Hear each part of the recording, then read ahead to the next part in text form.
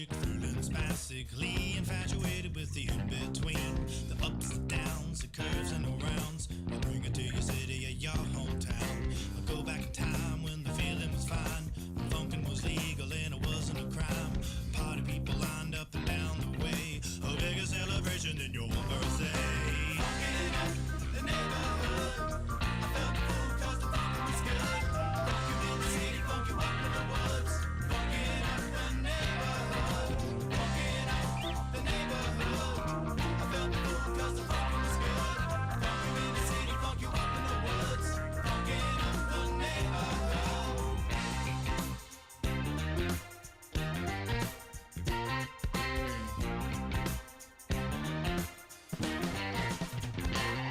And I have seen the world pristine, funk you up in the bushes, funk you down in the trees. Now look around, all the frowns, the yellow, the white, the red and the brown. Now keep in mind, it never costs a dime, 'cause funkin' is free, I remember the time. Now look today, the streets are gray, time to take it back to yesterday. Funkin' in the neighborhood, I felt the fool 'cause the funkin' was good. Funk you in the city, funk you up in the woods. Funkin' up the neighborhood, funkin' up the neighborhood. I felt the fool 'cause the funkin' was good. It was good in the city, funk you up in the woods. Funkin' up the neighborhood.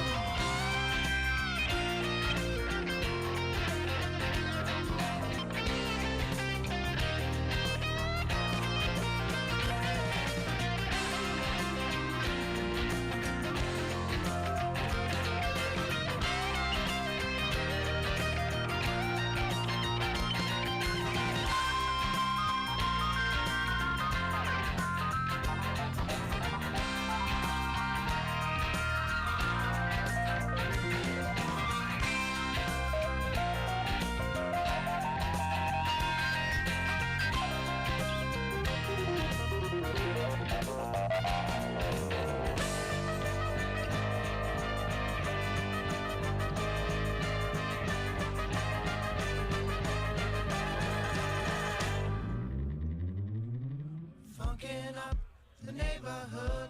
I felt full 'cause the funkin' was good. Funk you in the city, funk you up in the woods. Funkin' up the neighborhood. Funkin' up the neighborhood.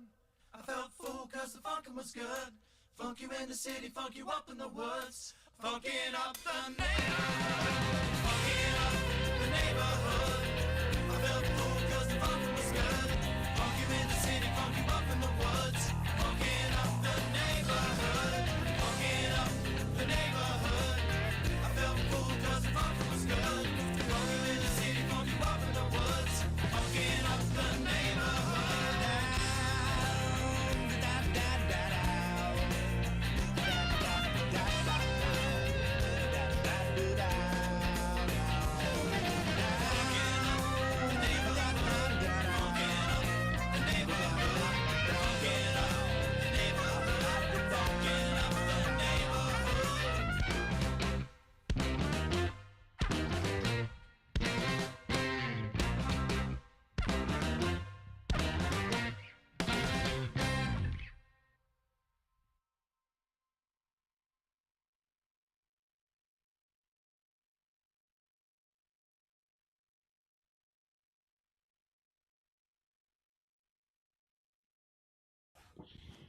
And we're live.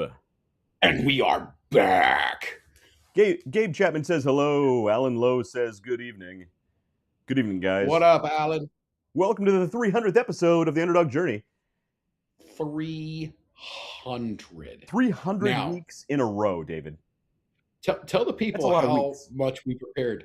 Tell the people about how much we prepared for this. And when we discovered that it's our 300th show.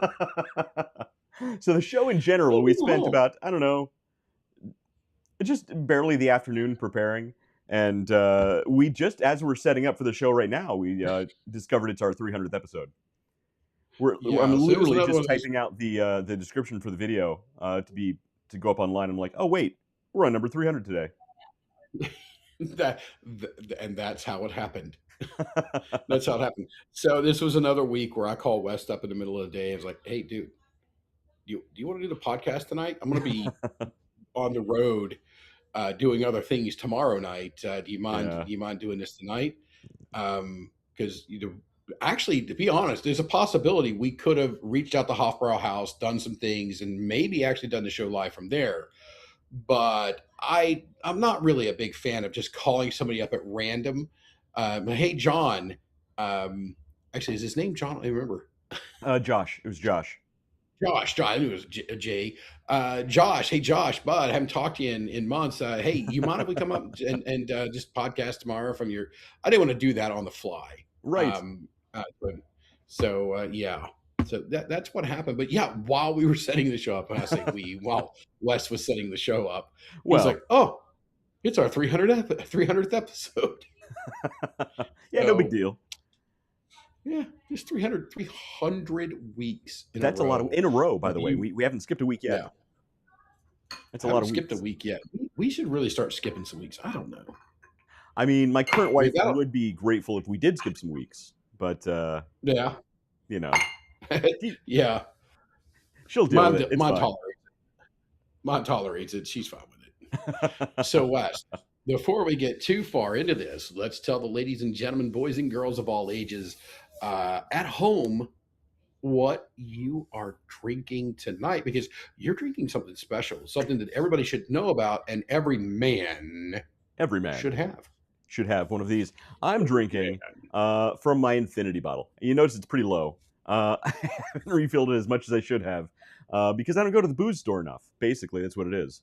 But so infinity bottle, basically, you're supposed to take the last, drink or shot, however much you decide at the bottom of each bottle that you drink, pour it in your infinity bottle. And over time, it just builds up and you have this nice blended whiskey.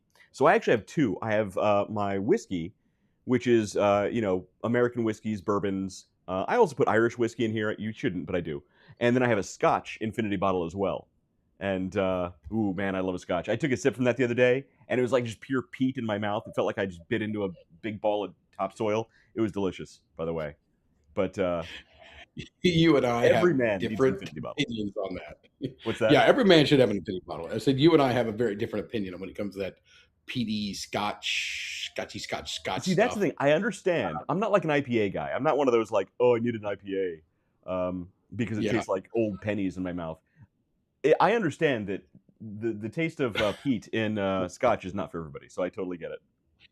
Yeah, I've talked to a number of bar owners, and they'll be like, "Oh, well, IPAs are what sells. That's what people want."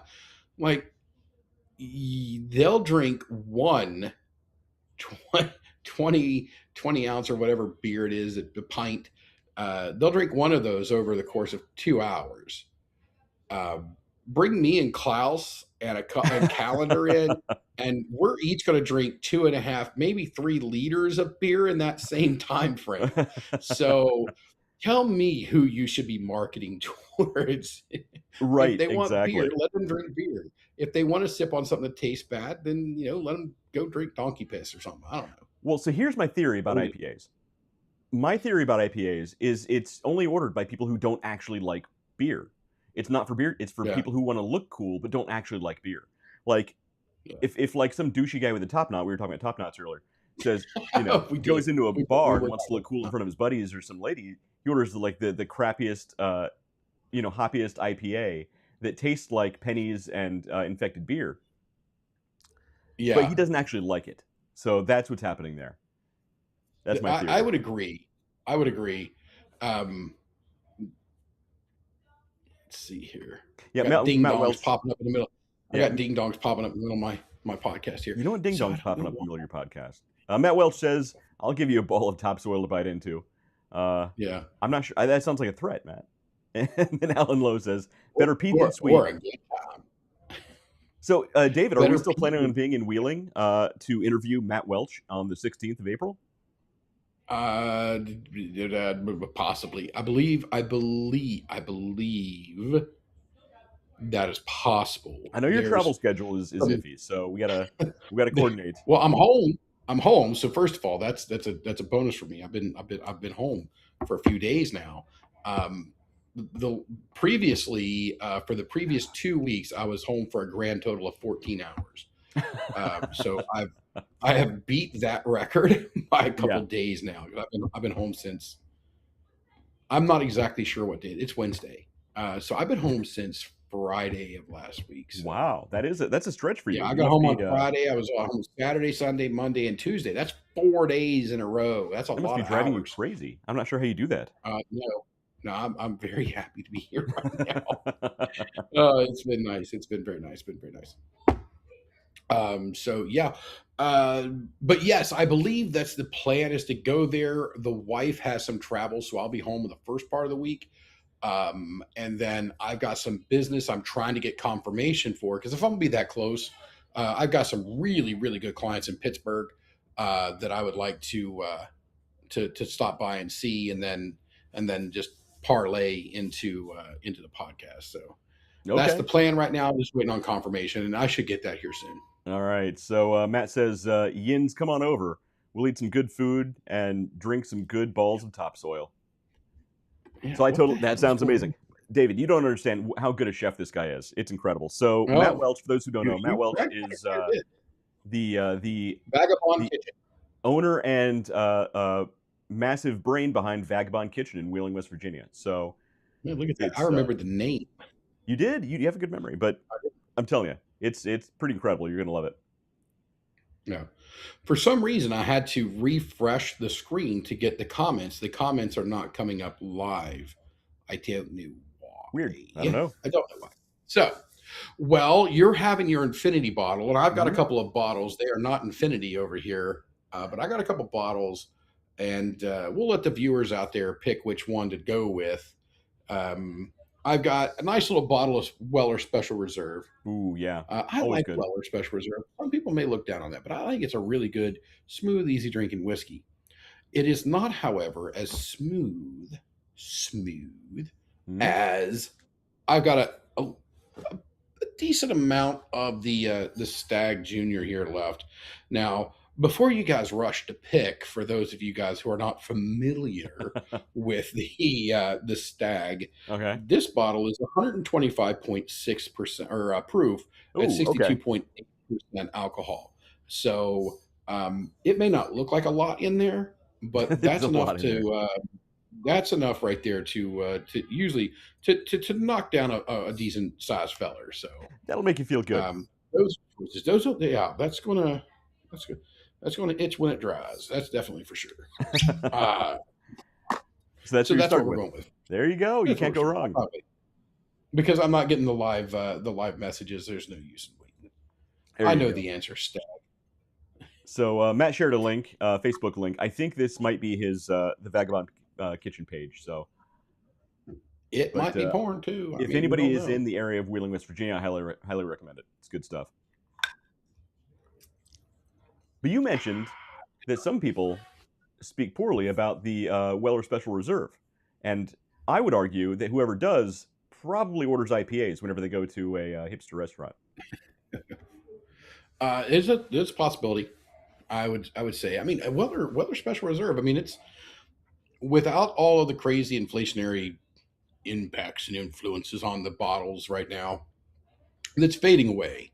But some people are trying to hold on to it as long as possible. Right. Like, oh no, you can get $200 for a bottle of Blanton's. 3 years ago, There's yeah, still people trying. There's still people trying. yeah, yeah, I remember, not too long ago when the contact that you and I have that regularly sells Blanton's, he was selling his yeah, for like 150 a bottle, wasn't he? Something like that. yeah, yeah, yeah. Not terribly long ago, I bought a lot of them. you probably bought most of them. Oh That's why he man, kept jacking up the prices. I I've got a bunch of tops over there, and I just spilled them out on my table the other day. You would think I have enough to make a whole Blanton's, You but don't? apparently I'm very lucky with the ends and there's another letter I've got like six of each. How how many I, complete spellings do you have?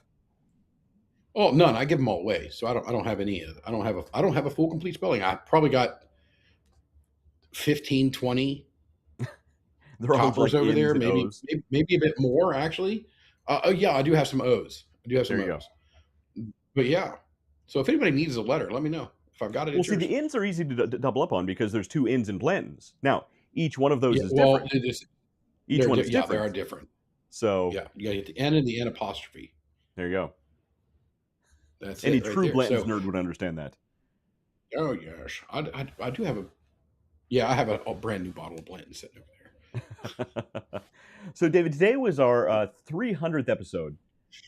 Our 300. 6-year anniversary is actually coming up this summer. We got to plan something good for that show. So, everybody Yeah, watching and listening, that's. give us ideas for what we should do for that show. I think you need to come here. You do the show from here out back. We'll get the tiki torches going. We'll Okay. have all the honeys out back in the pool, and we'll just I mean just right there. How about get the Honeys in honeys the in the pool. pools? Get Honeys in the the pool. The tiki torches going, and we'll be drinking Mai Tais. here's what we got to do. Okay, we'll get all the regulars to come out to your place. So you got to get your New York crew out there, Alan Lowe and the guys. Get them to come out to your place. Matt Achievement Welch, Christmas. come on up to New York, Syracuse, New York. Join the fun. See if you can get your other New York guys. Oh, you mean the regulars from the show? Yeah. Oh, okay. Well, that's Or different. even your That's different. NYC group. Get those guys to come in. It's a fun group. Oh, Lord of mercy. If I got all my regular groups to pull together to like one super group, because I've got groups wherever I go. I meet people, shake hands, kiss babies, do what you're supposed to do, and I do that all around the globe.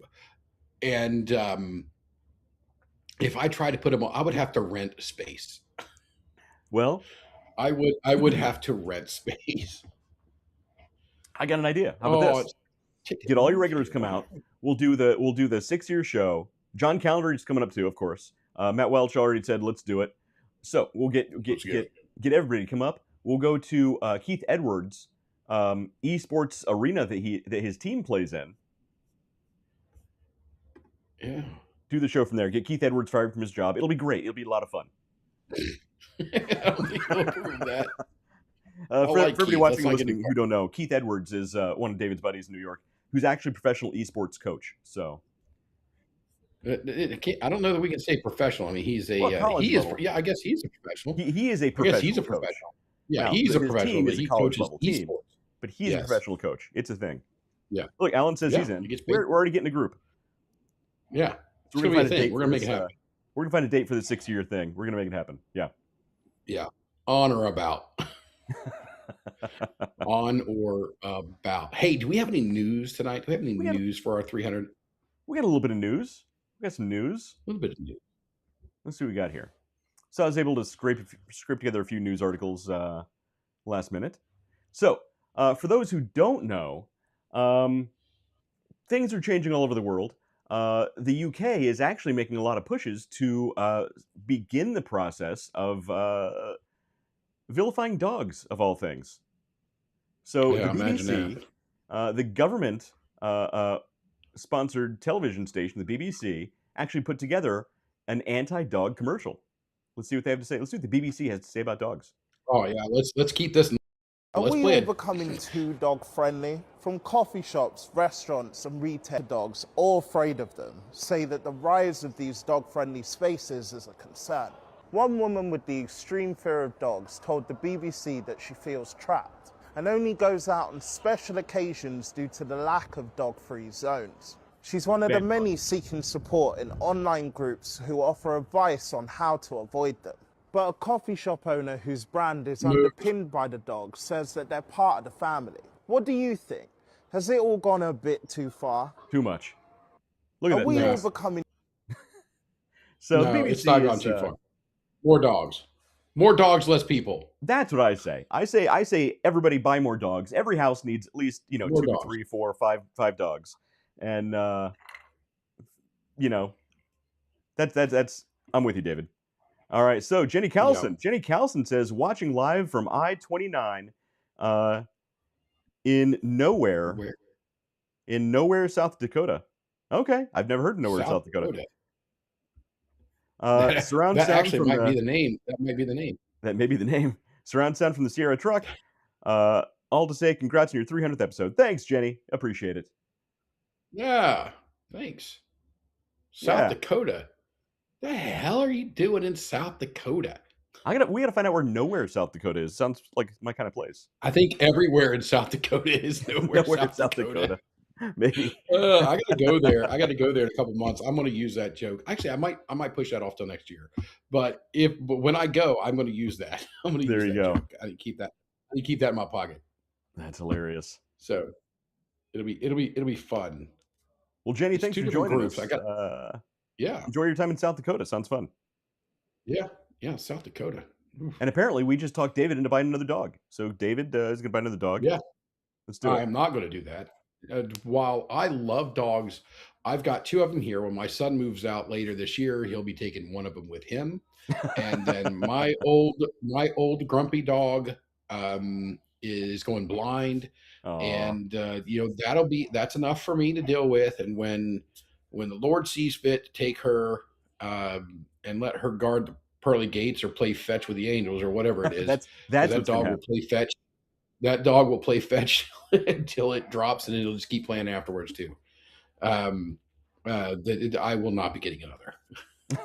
I will pet every dog. I get mad at the dogs. I get mad at not the dogs. I get mad at the humans that put the vests on the dogs to say "working, do not pet." Like F you, man. That dog wants a pet. It's a Like, get well-behaved, over nice yourself. dog. You have to pet the dog. Yeah. Yeah. Why the hell? Why would you? Can I pet that dog? No, I want to pet. I don't want to ask. I'm gonna be like, that's a dog. It deserves to be pet. That's the whole purpose of a dog. That's the point of the is dog. to be pet. Right. Yeah. I think there should be packs of roaming dogs taking over the cities in the U.S. Yeah, it would be That's preferable. That's from Talladega Nights, just in case nobody got that one. Yeah, nobody got that. I think I saw that movie once. I think I did see that movie once at Movie Tavern, and Movie Tavern, they had Oh wow. the big giant steins of beer. And it was great because you'd be watching the movie, and they would keep refilling your stein while you're watching the movie. And then if you're not paying attention, by the end of the movie, you've had like 4 or 5 steins of beer, like big steins. It's big. So I think that's why I don't remember very much of Talladega Nights, but I'm sure I saw it at Movie Tavern. Yeah. Most people also, the other name of that movie is Ricky Bobby. So yeah, it's I struggle with some of those movies like that one and Step Brothers. Now, as much as I love Idiocracy, Right. Step Brothers and Talladega Nights, those they hurt a part in my brain, mainly because I've tried to escape the redneckism my entire life, and they're like, hey, you too can be a hillbilly with 3 simple steps, and I'm like, tell me more. Yeah, sometimes Like, the accent seeps through, but it's all part of your charm. it does, man. It is a battle. So I mean, I travel quite a bit, as most people know, and I'll go places like, hey, where are you from? Like, I live in New York, like from New York. Like, really? I'm like, yeah, upstate. I'm like, no. Like, well, I moved there from Columbus, Ohio, and they're like, that's getting closer. I'm like, well, I was born in Huntington, West Virginia. Like, yeah, that's it, Like, right there. that's what There it it is. is. There's that cornbread. Yep. Yeah, there's the cornbread. There it is. That's pretty funny. Like, cheers. Thank you. Prost. I'm not sure how to take that. Yeah, wow. Yeah. Hey, yada. We got a Like, little bit more. Every time they're like, you might be a redneck if. I'm like, oh man, I'm screwed. Yeah, I can relate to that. Womp That's a womp. check mark box. All right, let's If see what you're else we got. family, I'm like, oh, I'm sunk. Yeah, my family is. Yeah. Yeah, just go ahead and fill that out for me. Check. Hilarious. Oh man. All right, a little bit more news. So what Here we got? Okay, so moving away from the politics, let's see. I wouldn't say Oh that's yeah, this is a political. great one. Look, anti-dog is not political. It's just anti-dog. There's no excuse for it. No matter where you stand on the political spectrum, there's no excuse for it. It's just anti-dog. It's not political at all. All right, here we go. Give me a break. You'd have to be a terrorist. You'd have to be a terrorist to hate dogs like that. I have a lot more comments I could make. I'm Oh not gonna. man, I'm not going there. that just he was like, That he's set like, me up. I don't know where we're going with this, Dave, but it's That's, time to be quiet. I know. I need to, maybe when I finish the Infinity Bottle or something along those lines. We're building up to Yeah, our number indeed. 300 episode. All right, almost 12 tons of chocolate bars was stolen in a Kit Kat heist, Nestle says. So apparently, between the Kit Kat factory in Italy, 12 tons of Kit Kat chocolate. That equals to about 413.8 thousand candy bars. That's a lot of chocolate. Somebody's gonna have a very good Easter, while other people have a very bad Easter. It's going to be very easy to identify these people. Just look for the spike in a region with diabetes. Diabetes. The diabetes. Yeah. The diabetes. I need a bigger mustache. You to say that. identify spike in diabetes, you're going to locate your missing chocolate. Plus, of all the chocolate you could steal, you're going to steal Kit Kat chocolate? It's not real chocolate. What? I'm just saying. Kit Kat's not really known for its quality chocolate. It's basically right. like brown chocolate flavored plastic, in my opinion. Yeah, well, I mean, who is it? Hershey's that just came out and was like they're not making actual chocolates, like that's synthetic Cadbury. chocolate or something like that? Yeah, Cadbury. Was it Cadbury? It was one. I don't know. Somebody came out and was talking about they don't. I thought it was Hershey. I thought it was one of the big. No, you're right. Guys. I was thinking of something else. It's Hershey. Hershey's is coming out and said they're not going to use cocoa in a lot of their chocolate anymore. You're right. Yeah, we had this on a couple weeks ago or something like that. You're right. It's like Campbell's. Yeah. It's like Campbell's when the guy went off the rails and let everybody know they were using basically 3D printed meat for the chicken in the chicken noodle soup, and there's no way in hell he would eat it. And I was the lone voice of reason in everybody that saying I think the guy's fully justified for that. If he warned the people over and over and over and over, like, hey, you shouldn't be doing this, and finally, like, hey, you know what? Here it goes. He's here. He's there. He's every fucking. Yes, that's me. That is me. So I've got to play. I mean, I haven't been playing the game as much this year, but the Where is David, taking a picture put out there. But John and Anna do pretty good at that game when I put it out there. I did try to trick some people because I was out in Vegas and I was staying at the New York. Yeah. And so I snapped a picture of the New York skyline of New York. Oh, funny. And put it up there just to see if anybody would fall for the fake skyline of New York out there. A couple people, but most people got it right. Most people got that one. Okay. So, yeah. Well, if they know you, they know you're probably in Vegas. So, for a guy who is not the largest fan of Vegas, I don't go there for the Vegas like what everybody else would. Yeah, you don't gamble. You don't really do anything too debaucherous. I've been to Vegas to No, I don't. And it's pretty low key, actually. The drunkest I've ever been in Vegas was with you, and I mean, it was a great night. I walked out of there. I didn't get paddled, but you did, and we're just talking about the Hofbrauhaus. It wasn't anything crazy. It was literally just the Hofbrauhaus. I bought a round of shots. That's it. That's all I did. I bought a round of shots. We're going to do shots. No big deal. And the lady's like, "Who do you want to get paddled?" I'm like, "Excuse me." Like, wait, I didn't know it was that kind of Hofbrauhaus. You buy shots, I paddle. I'm like, "Oh, them, not them." And then she did. I think she played baseball in her younger years.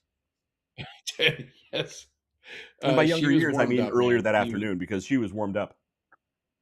Yeah, she was hot. She was coming out. She was going all Jeter on him, man. She was swinging for the fences. She is something. I don't know if it was a fence.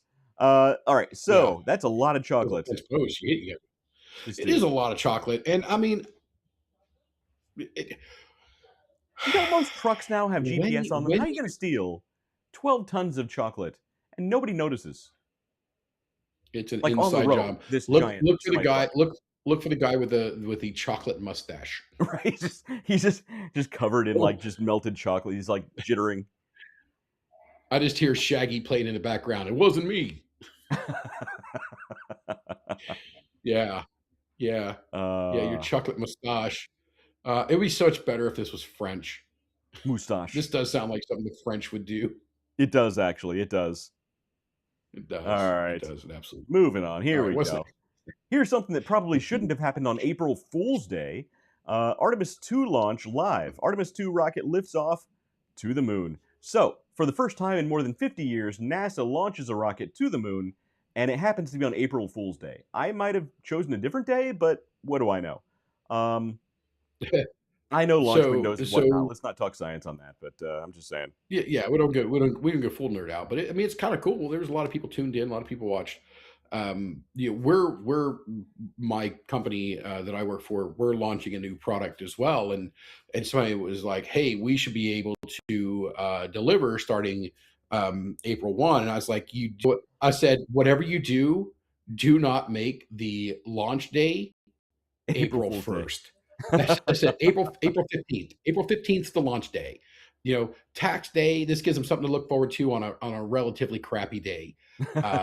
So let's do April 15th. I mean, that gives you a couple extra weeks. We can put the final touches on some things. It's like, you do not announce that we're going to launch a product that we've been talking about and people believe is fake on April 1st. Let's not do that. Exactly. You don't do anything important on April Fool's Day. Everybody knows that. Apparently NASA didn't get the memo. But it's pretty cool that we're going back to the moon. Go back to the moon. So this rocket isn't actually going to the moon. So this one's actually going to go up around the moon and come back. And this one specifically is only testing environmental conditions within the ship, so they know it's safe for people. There's going to be a second launch that is going to test, I think the next launch is going to test re-entry mechanics, and the third launch should actually go to the moon proper. No, the second launch is going to test the landing mechanics for a moon landing, and the third launch should actually go to the moon. And all of this apparently is in preparation for a moon base. They want to build a moon base before the Chinese do. And that's not political. That's actually the head of NASA saying that. That's not political. We should be doing everything before the Chinese can copy it and make it worse. So Jenny says they were Formula One shaped candy bars. This is going back, not the moon. The moon is not shaped like Formula One candy bars. They did not launch Formula One shaped candy bars to the moon. Okay, I mean, that'd be cool if they did. Boots on the moon. Oh man, that was great. That was first of all a great quote. And B, the jokes about it on Space Force, the TV show. Now that he's back in office, again, not talking politics, but now that he's back in office, I mean, I kind of hope we get season 2. Space Force was actually a good show. I liked Space Force. I know it was there only to make fun of. I thought it was hilarious. It was only there to make fun of Space Force. But it was still funny. Yeah, it was only there to make fun of it, but it was actually quite funny. Yeah. It was billed as a comedy, and you know what? It checked that box. Anyway, so Formula One apparently is gotten very big. Not for me, I don't care. But for other people, I mean, it's huge. Vegas has a Formula One track out there. They run through the streets, and I have been told to absolutely avoid the city if possible. When there's you mentioned that when we were Ubering through Vegas, you were talking about this is where they race through, and I was like, they race right down through the strips. Yeah, they do. It's crazy. Yeah, I want nothing to do with it. I do not want to be there. I do not want to see it. I do not even want to try to price out a hotel in the general vicinity when it's happening. No. Can you imagine trying to get around the city when it's not only packed, but they have half the city's roads shut down? Like, I don't even know how that works. Yeah, no, there's absolutely nothing. There's no part of me that says, that sounds fun. I'm good. I'm good. Right. Yeah. Racetracks belong on racetracks.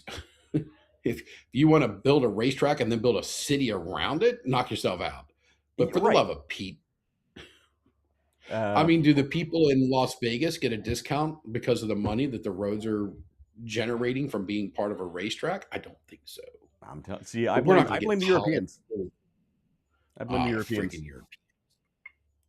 I blame them too. But I blame them for most things. The Kings. So. Okay. We got to talk momentarily about politics. Okay, we have to. Okay, I've almost drank all my stag. See, he has a little bit of barrel proof bourbon, and he starts talking politics. That's why it's dangerous. So we've got all these people out there that are no kings protesting. Oh, boy. I honestly think that the president, I'm not going to say names, but the president invited the king just to mess with those people. I don't think there's any want for them to come over here. I don't think the president wanted them here. I don't think the king wanted to come. I think it was all just to mess with the people out there with the No Kings protest. That's hilarious. And if it's true, I like the guy even more for it. Which king did he Because invite? The King of England, like King Charles? yes, yeah. That's King pretty Chuck. funny. Well, it's funny, okay, we're Call him not talking KC. politics. We're just talking just The logistics and humor branding aspect here. of it. So the Oh yes. so in Europe, they have a lot of the same protests organized at the same time, so it can be a global movement. However, some of these protests actually take place in countries where they do have a monarchy, and in those places, they can't very well say no kings because they like the king and the free stuff the king gives them in those countries. So they say no tyrants in those countries. So it's funny they have to Yeah, rebrand depending what country they're in. yeah. It's great. Man, you can't fix stupid. You can't. You We do can't. have But I honestly believe the whole thing was set up just to troll the No Kings people. I really honestly believe that that's what happened. And if it is, let me turn my glass around here. There you Cheers. go. I'll drink to that. There you go. I mean, a little bit of dead air. You guys deal with it. That's good stuff.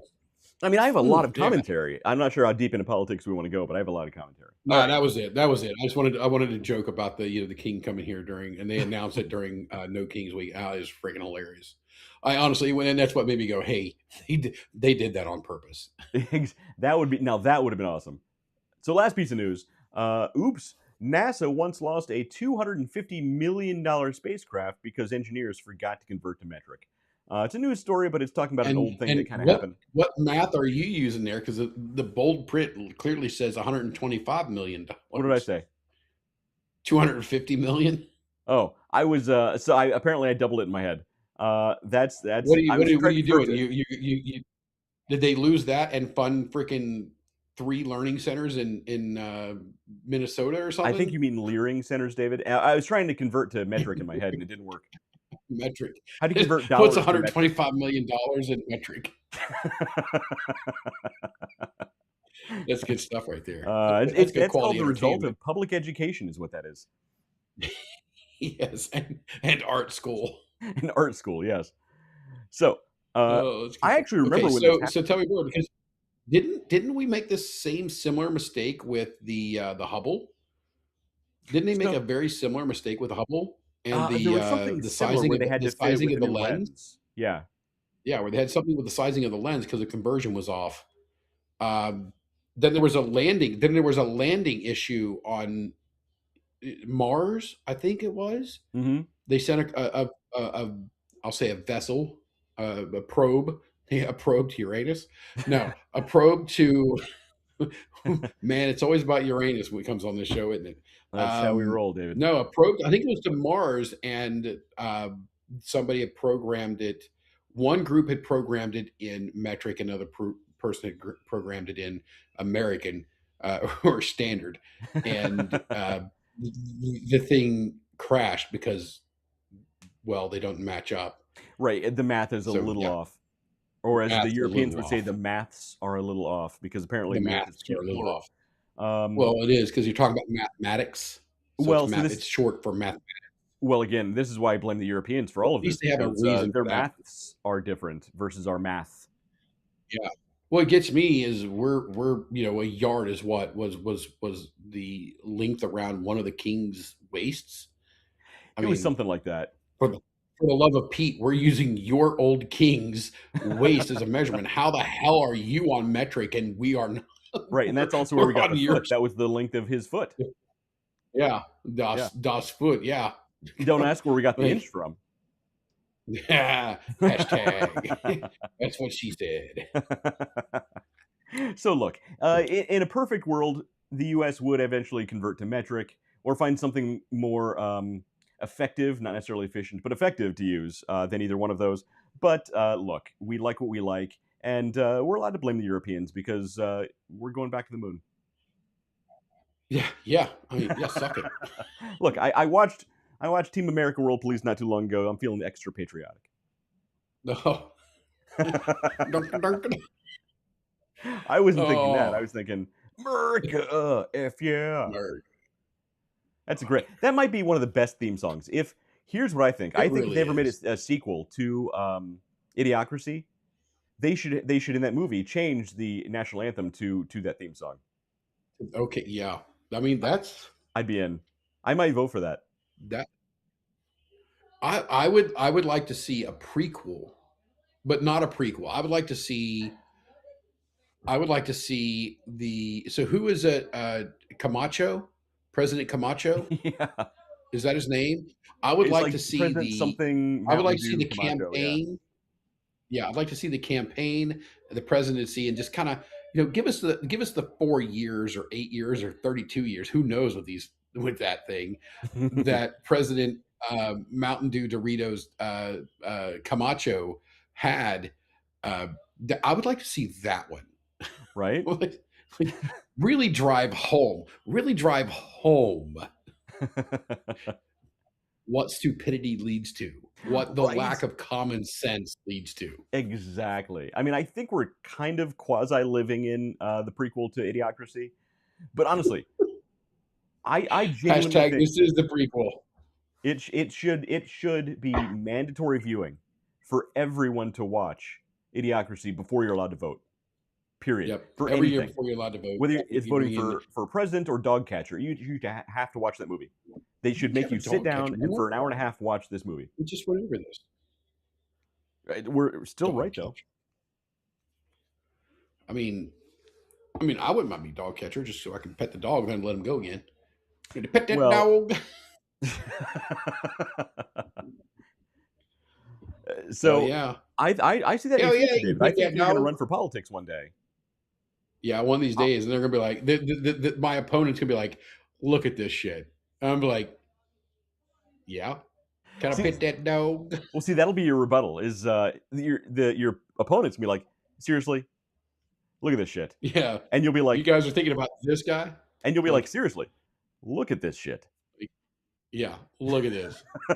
Do you want that old prude prig over there who has common sense for nothing?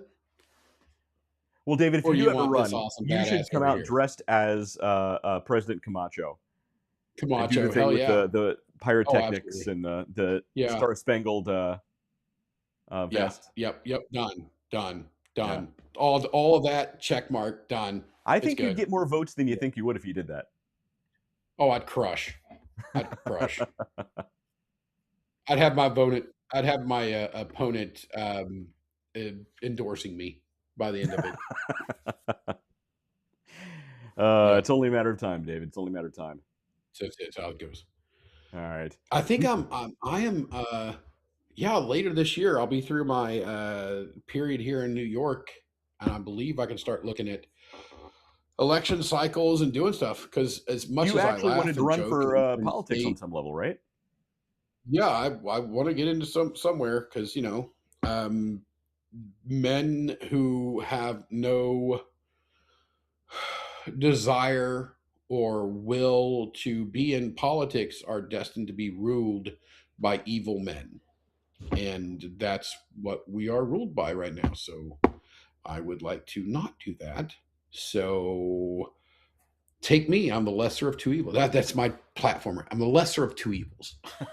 How about we take evil off the ballot and just vote for Dave? And that's how you do it, right there. There you go. I'll I'm drink the to lesser that. of two evils unless you give me the nuclear football. Oh man, you give me nuclear football, I will solve all of the world's problems like day one. I believe that. Day one. They're like, sir, are you sure you want to do this? I'm like, have you not thought about this? Well, yes, but Are you sure you want yeah, to do this? we're gonna launch them let all me into think. space. Right there. Superman's going to catch them and throw them into the sun. We've seen this. It's happened. It's science fact. Well, you know my theory about the rocket into the sun. I've told you about this. I have a list of people that I fully plan on putting on a rocket and shooting into the sun one day. Sun. So if I ever have Jeff Bezos money and I start to build my own space program, you know what's coming down the road. Oh yeah, I'm good. I'm safe. I'm good. I'm not being put on the rocket to the sun. I'm happy. No, you're safe. You're safe. You're good. David, you're safe. Make it like a Make a reality show. What do they call those? Yeah, that's it. I couldn't think of because they're so not reality. What's the I one where the struggle guy gives sometimes the lady the thinking that's reality. rose if she gets to stay on the show? Is that The Bachelor? Oh, hopefully I somebody don't know. who's watching knows. My wife watches what I call it all bad TV. And so she'll watch bad TV. I don't. So I have no, like, there's not a reality TV show out there. I know the name of the Big Brother because that's one of her favorites and she made me watch a lot. She watched it and I just happened to be in the room. She I've never watches Big actually Brother? watched a show, Big Brother. Oh, I'm sorry. Yeah. Sorry, Nikki. And I our Alexa apologize. loves it. Our Alexa and Siri and Google, they all love Big Brother. But There you go. Yeah, it's they were like, big fans of Orwell. Absolutely. yeah, it keeps popping up on my Alexa in the kitchen. It's like, hey, would you like a brand new copy of 1984? Exactly. Oh boy. If Orwell could see what the world is today, Uh, we are yeah, so far like beyond like 1984. bro. He's like, bro, I warned you. Right. I mean, I we're warned. so far beyond 1984. We're practically living in the days of Soylent Green. Like Oh. they've they've found human DNA in McDonald's burgers. I'm just saying. I'm just saying. So I read that article the other day, and the way it was worded on the headline was 20% of human DNA was found in McDonald's hamburgers. Now, Not at that point, 20% I'm of the like, burger was made of human DNA. not 20%. It's like 20% of human DNA. It's like, and I'm sitting there going, I'm not going to take my time. I'm not going to go into this because you've already talked about it twice. Like, And I will keep you've talking about already it been because through. it's hilarious. Well, I mean, not for the people that are in the burger.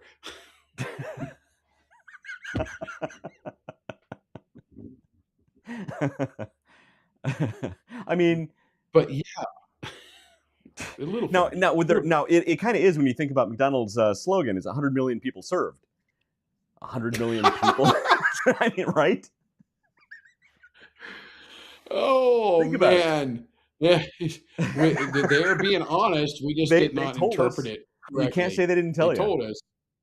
Yeah. Oh, Sorry, go ahead. oh, we're getting sued by McDonald's. We're getting sued by. Yeah. Yeah. Well, stop feeding us people. Hey, protein's protein, man. It's that or crickets. Yeah. You know what? I'll probably take the people. I'm just saying. Oh, such a good boom. I know. It's I got a love good so echo. yeah. So my infinity bottle has it doesn't have a real cork. It has the rubber cork, so it makes that really good like Okay. sound.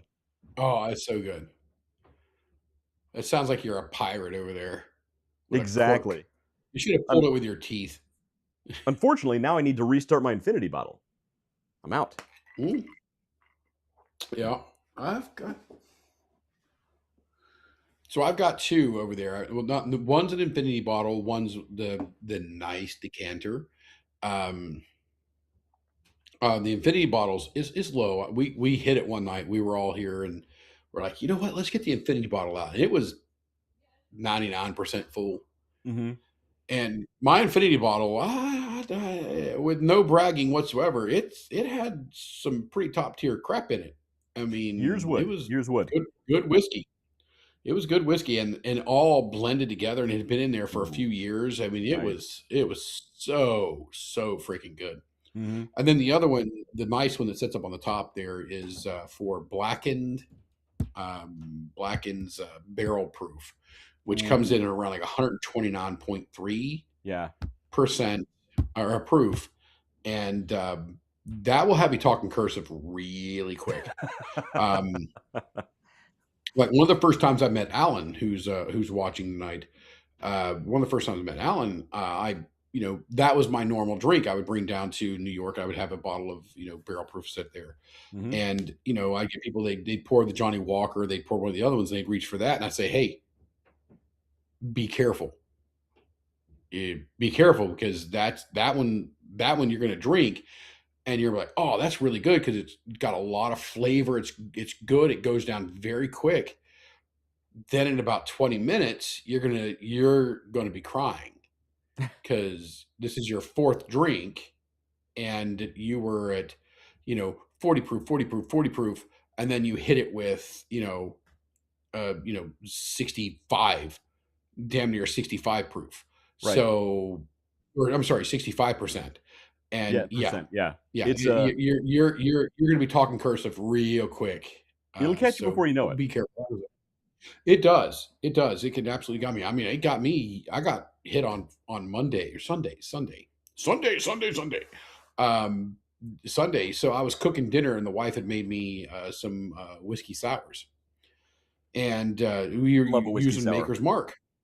Yeah, using Maker's Mark. It's whiskey. I mean, okay. First of all, Maker's Mark's a pretty damn good whiskey. It's not super high proof. It's not wildly complex. It's not hard for people to drink. It's very Right. easy. Um, but I had her double up on the whiskey in them. It was a whiskey sour, and then I had three of them, and With the then sour she was mix, like, it's "Oh, deceiving. there's You not don't much." So realize I how much you're poured. drinking. Yeah. You don't. Not only do you not realize how much it is you're drinking, but I think the sugar kind of impacts it too, and kind of That's escalates. true. Yes. Then I had the guys over later that evening, and I'm smoking cigars and I'm drinking out there, and we had a little bit of stag. We had a little bit of a couple other things, and all of a sudden I'm like, Nope. I am toast. Yeah. I'm toast. I'm toast. And just in my head, I'm like, oh my God, I am absolutely clattered. But at least So you I'm were sitting home. out there, and I'm like, yeah, I was home. And so I'm like, I set the glass aside, and I grab my water glass, which is always an ever present Yes. with me, is a nice glass of water. And so I'm like, man, this is something else. So I just start sipping at the water, little bits Yeah. of water over and over and over. And it was not a good evening for me. It was not a good night for me. It's But funny. Monday, it was bad enough that my wife asked me on Monday morning. She's like, "So how you feeling?" Like, I'm fine. I'm fine now. I was not good last night, but I'm Right. fine now. It's funny how Yeah. like everybody knows that feeling when you like suddenly realize it at some point in the evening. You're like, oh wow, I'm really, really not good right now. Like the That's last not time good. I was in New York City with you, I remember specifically at what point I realized I'm not good at all. What's happening right now? We were in the cigar bar with your New York crew, and one of the guys was walking around the table with a bottle of Johnny Walker Blue, trying to finish off the bottle, and I have like that much left in my glass, and he's standing right next to me with this bottle. I'm like, I'm still working on this one. It's like, well, finish it. I got more to pour out of this. I'm like, I have like that much. All right, so I slam that back, and he pours up. He pours like Johnny Walker Blue, like almost up to the top of the glass. I'm like, dude, come on, man. I had to go buy a bottle of water. I was in trouble. Yeah, it was. He had a heavy pour. It was.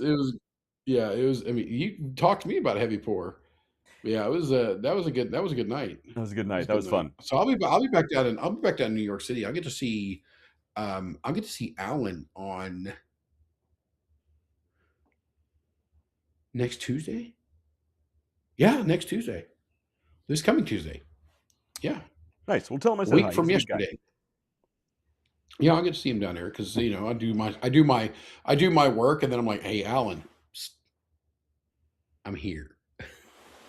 Well, at some Like, point soon, hey, yeah, at some point soon, I need to go back to New York City because I need to meet with John Orlando, um, one of the FDNY guys, and talk about some stuff. We're gonna so Flashpoint Safety Systems is gonna put some of our not prototypes but early production units in some FDNY firehouses to actually protect their tools while they're charging. And John Orlando has agreed to help make some of those connections. So at some point this summer, I need to make it back to NYC. We'll make a weekend of it or cool, something. cool. Yeah. Yeah, it's a good time. You just let me know.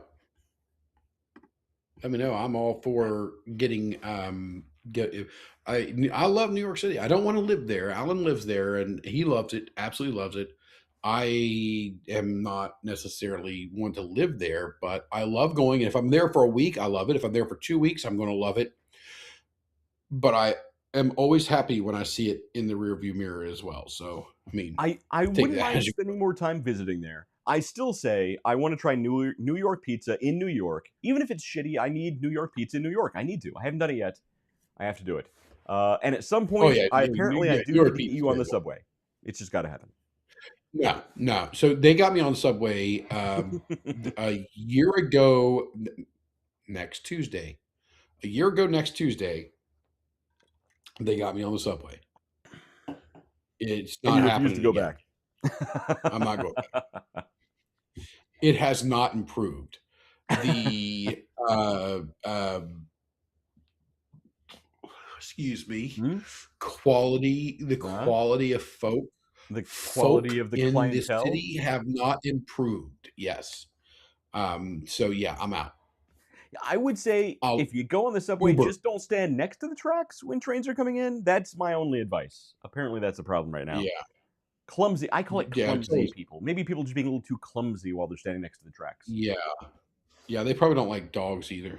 Weird people. All right. You want to get to the main topic? So, Oh, geez, we got a since topic. Yeah. since we do actually have one of the world's best salespeople on the line right Not now, one of. I am absolutely, without a doubt, the world's best salesperson. and as much as I hate to You need, admit when David's right, you he's need something absolutely right. sold. You could Yeah. You need sell something ice sold. cubes to an Eskimo, and I've seen you The, do almost that. yeah. Well, I'm gonna share. I'm gonna share a tip for everybody out there who wants to be in sales. All right, don't. No, no, well, not everybody is cut out for it. I'm not made Not, I for mean, sales. I first of can't all, do it. not everybody's cut out for it. Yeah. There are people who are just pure salespeople. They're very easy to identify. They are far more a what I call spray and pray type of person. There's a lot of that. Or do you know how many cold calls I've made in 5 years? Zero. Hopefully, you're going to say zero because I hate cold calls. Zero. Good. Zero. Yeah. I think cold calls should be dead. Yeah, yes, they are. They should be dead. They should. If you're doing your job properly, you should never have a cold call. And if you're taking a job where there's somebody telling you got to make cold calls, there's problems. No, so this is where I'm gonna go with. If you're out there, if you're looking to get into sales, it doesn't matter whether you're trying to sell. Let's say, let's really branch out. Let's Yeah. grab a couple of things that are not connected at all. You're trying to sell lawn care. Okay. If you're trying to sell lawn care, if you're trying to sell drinks, a special drink at a bar, or if you're trying to sell aerospace technology components, Okay. and we're going to add on there, or if you're trying to sell military guidance for drones, right? Okay. Sure. That's a thing. Across It the board. exists. So Yeah. those are some pretty diverse group right there. You can try this trick, this acronym, be smart. You could try these other paths. Okay. The real truth of it is you should follow the underdog journey method, which we don't sell. What we talk about every single flip and We flop and should week package that thing up and is sell it, man. We could make some money. We were talking it about that right is before the show. Sorry, go ahead. from a sales standpoint. If all you're focusing on is sales, you're gonna have a harder time than somebody like me, because I don't focus on sales. I look at the marketing aspect of it. I Mhm. look at the business management aspect of it. I look at the whole thing. I look at the customer. I know who my customers are. I know all of this stuff before I step in, and I create things that allow customers to seek me out, not me seeking them out. This is something I think we kind of touched upon maybe a couple of weeks ago, and this is something I share a lot with people inside, and I try to help develop them. Is there is a significant difference between you hunting for a customer and a customer hunting for you. Okay. and that is your position of power. When you create a scenario where your customers are hunting for you, you are now negotiating, working, operating from that position of power. Right. Yeah. And that is where I operate from. Hmm. I do not go hunting for customers. They don't want me, they don't get me. That's all there is to it. If they're not looking for me, I'm not going to spend my time on them. I am, however, going to develop things that I get to do educational. And out of that, we are going to have people. So I use a marketing tactic. Hmm. I use marketing to warm the leads so that I Right. never, ever, ever have to do a cold call. And Right. not only do I have to not do any cold calls, I don't do any outbound calls at all. I don't Right. do outbound calls. Yeah. And that's the way it They should be. all come looking for me. And that's the way it should be. So And for high ticket, especially high ticket yes, items and high ticket clients, that's the way it should be. So you're actually using a couple different things. So you mentioned you warm the clients, which means you get them yep, aware of your brand. They're aware of who you are, and they reach out to you. That's actually leading yeah, into a second marketing tactic, which I highly recommend, which is inbound marketing versus outbound. yeah, So with yes, inbound, far people more come impactful looking from a for you sales because standpoint. they're aware of you, they're aware of the benefits of your product or service, versus outbound, which is going to be cold calling, which is going to be cold emailing, which is going to be just spray and Oh, pray and hope you get something it's coming pretty great. back. You need that inbound. Yep. So you're absolutely right on track, 100%. If I ever had to work a job, and heaven forbid I never do, where I'm where somebody tells me some out of touch sales manager tells me that I need to start making cold calls, I'm gonna laugh, and I'm Yeah. gonna what the first thing I do is not do the cold calls. I'm gonna create a marketing plan No. to warm leads, Yeah. create inbound marketing, and I'm gonna say, look, give me 1 week, let me implement this plan. I will have minimum double to 10 times the number of closing sales than your cold calls. 100% Correct. guaranteed. If that doesn't No, happen you're going to have within some. that time, you fire me. I'm out the door. You never hear from me again. Because cold calling, cold sales, and some of these things we're going to talk about today actually do relate directly to cold calling. It doesn't work. It should be dead. It shouldn't exist anymore. Yeah, it's done. It's done. There's no reason. There was no reason for it before. We didn't have the tools necessarily at individual fingertips uh, to lead to this. So I threw some stuff out there, and I'm gonna work back down the line here. So we talked about guidance systems, right? So okay, so I'm gonna create a marketing campaign that does a trait because I'm all about education. If you educate people to something, they're going to be Hmm. naturally gravitated towards that. I mean, Yeah. there's an age old saying, and this is going to flow through almost all of these. And if you're trying to sell, this is going to be very important. And it's you like what you know. Hmm. It's You true. like what you know. So what you need to do is when you have these symposiums, these training seminars, these day out of the office events where you're hosting, you're putting out a couple biscuits. There's a little bit of tea, not biscuits and tea because this is America. We have steak and fucking beer, right? And you're bringing these people out, and we're having a good time. What we're going to do is we're going to educate them, and we're going to make them understand. We're going to make them know this, which is Hmm. automatically going to bring them in. Now that they know, they're going to share, they're going to share, they're going to share. And that brings more people in. So you're inbound. So everybody's looking for you and you're able to control the narrative as opposed to knocking on the door and, hi, can I just have a couple minutes of your time? No, get the out of here.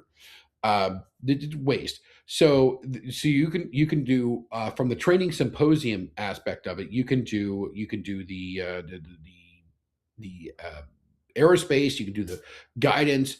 And what was my? I had three of them or four of them. Okay, Uh, so from a bar, right? From yeah, a like bar. So I lawn had a services. bar, something a bar, had a bar and a lawn service. So let's go for a bar, all right? Okay. Let's talk about you're trying to put a cocktail out there that hey, I want to do this. It's a three-part cocktail, mixes quick, goes, or a two part even better. But we're going to say a three-part cocktail. Bam, bam, bam. We can make them, but we don't want to make them one at a time. We want to make them 10 at a time, 5 at a time, whatever we want to do. So now we're going to take a look at our geographic, right? Geographic is very important. That's where you are. Mhm. Let's take a look at our demographic. Our demographic is who they are. So this it's if we have Thursday night and we want to push that as ladies night, which is kind of a common thing, Thursday night, ladies night, we might want to mix something up as a quick Cosmo, and we can even market that as a quick Cosmo. And the idea is we could then create something that says quick Cosmo for the girls, five shots or 5 drinks X price. All right. So you're mixing 5 at a time. You're not mixing one at a time. You're not selling one of these. They're 5 at a time. This is the price, 5. Boom. We're putting it together. Out the door it goes. So we're cutting time down on shaking. We're cutting down times on Sure. mixing. There's a lot of stuff that we can go through, done, and we're not selling 1, 2, 3. We're selling 5. 1, Mhm. 2, 3, 4, 5. Done. Boom, boom, boom, boom, boom, boom. Out the door go. So now we've simplified our order. Now, when I said the quick Cosmo, that's because I said ladies' night. It could be guys' night and no mixing involved. It's hey, there's a ladies' night. Let's be the bar in the neighborhood that says this is guys' night, and we're doing straight pours of XYZ bourbon.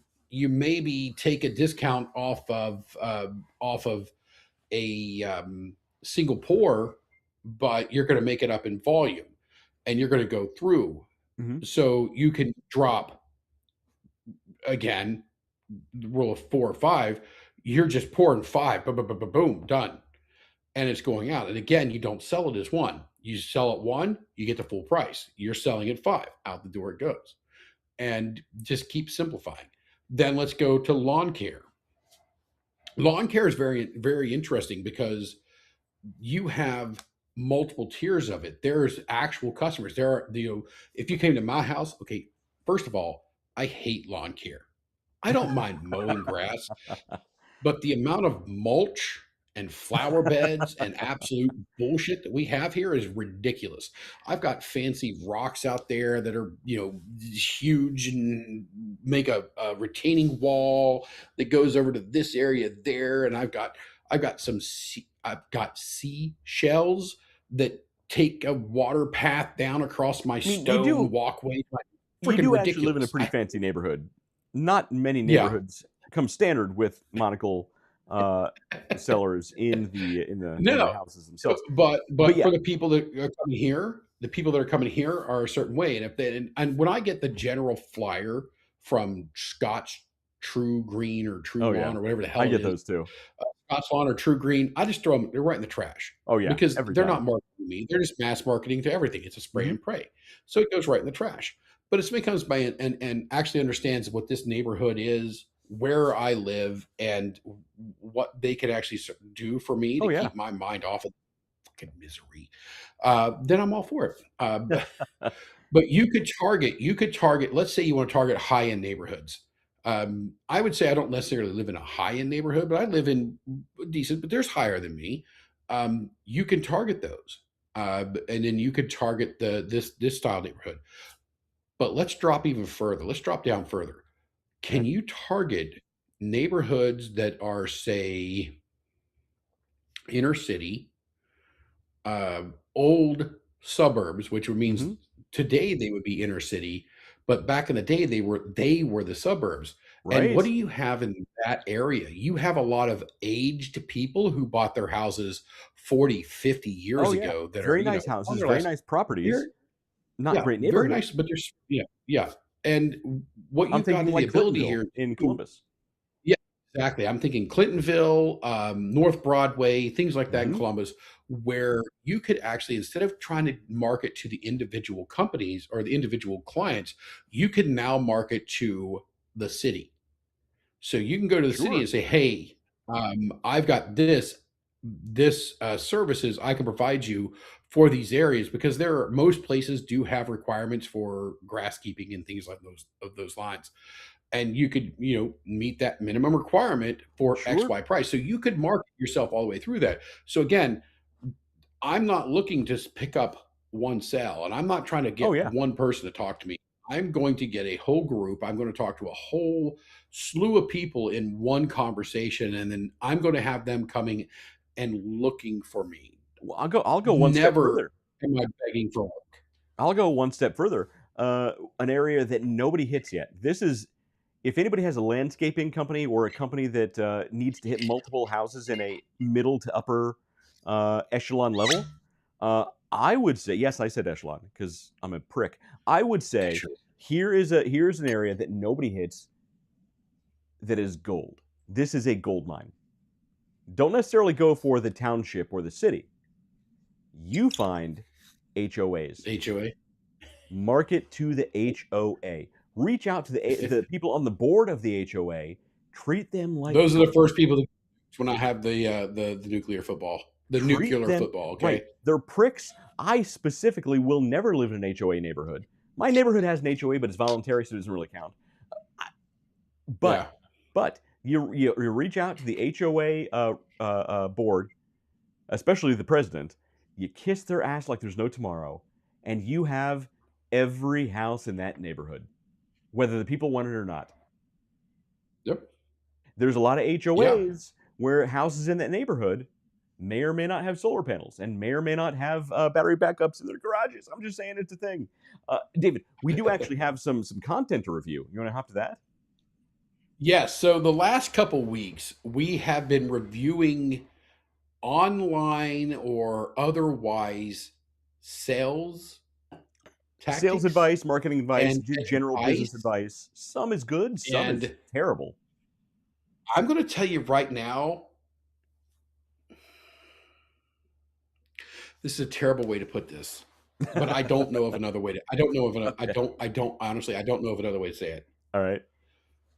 The cute girl advice has failed every single. You made test. fun of me for making fun of the cute girl advice. You made fun of me. No, You I said made that I fun was of you. openly, obviously jealous.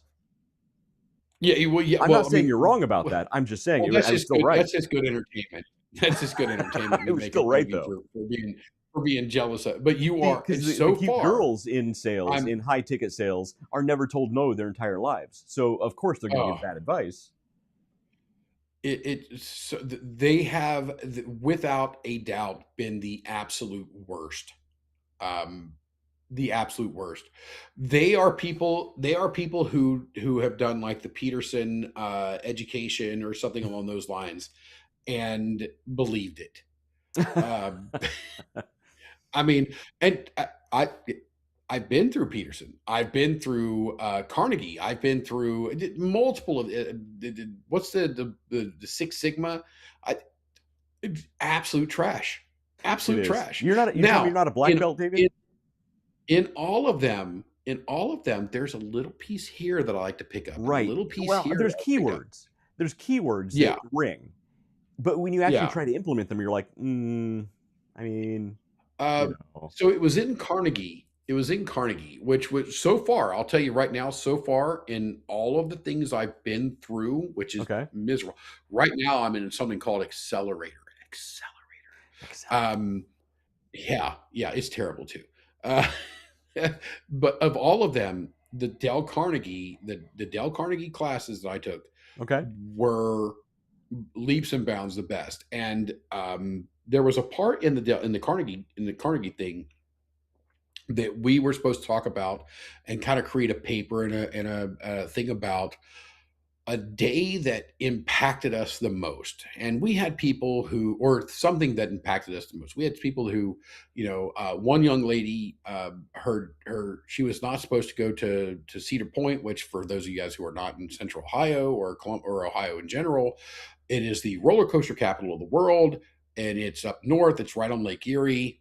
And her dad told her not to go. And that day her dad passed away. It was a huge impact on her. Just this thing and this thing and this thing and this thing and on and on. And I started thinking back, it's like, man, what is it? It's really made that thing to me.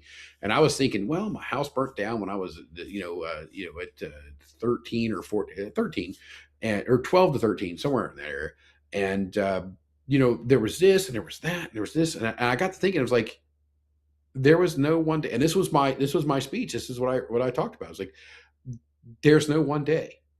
I've never allowed one single event or one single thing to influence my life so greatly that it changed the overall trajectory of all of it. Instead, I have taken a little piece here and a little piece there and a Sure. little piece here. And I would recommend highly that everyone do the same. It's Because a letting good, one thing sway your entire life yeah, means that if it swayed it for the better, what happens if something comes along that sways it for the worst? You need to be a little more firm in your life, and you set the sail. You set the goal line where you want it to be, yeah. and then you just pick up the things that help you get there. Everything That would else, actually be a let really it good go. show. We should do a show on that. We should do that. Like, Yeah. yeah. Because Yeah, it's the anyway, same. I've lived um, 100 different lives between high school and today. exactly. 100 different lives. Yes. There have been good choices. There have been catastrophically bad choices. But in the end, it's not one single day. It's a collective of so many things that build you to the point to where you are Exactly. now. Yeah. So yeah. Yep. Anyway, What is that noise? Is there somebody rattling dishes? that's the there's a cat feeder over there. Oh, okay. It's on a timer, so it automatically does its thing. Oh, okay. Yeah, my current wife is doing dishes over. It's I was like, what is Kiki doing over there? What the hell? nah, she's Because in I bed. know the setup of your basement, and I'm like, what is happening? No, she's in bed with So cuddling with okay. the dog. So with the tradition of the last couple of weeks, we are going to be looking at some advice that people on the internets are peddling, and we're going to basically tell you guys whether they're stupid or not. Yeah, let's see what comes up. Some is good, Let's some see is what we bad, got. some is sales, Hey, some is marketing, some is cold calling. It's all over the place, but it's something we yeah, can all kind of relate to. yes, indeed. All right, so we're going to fire away here. All right, here we go.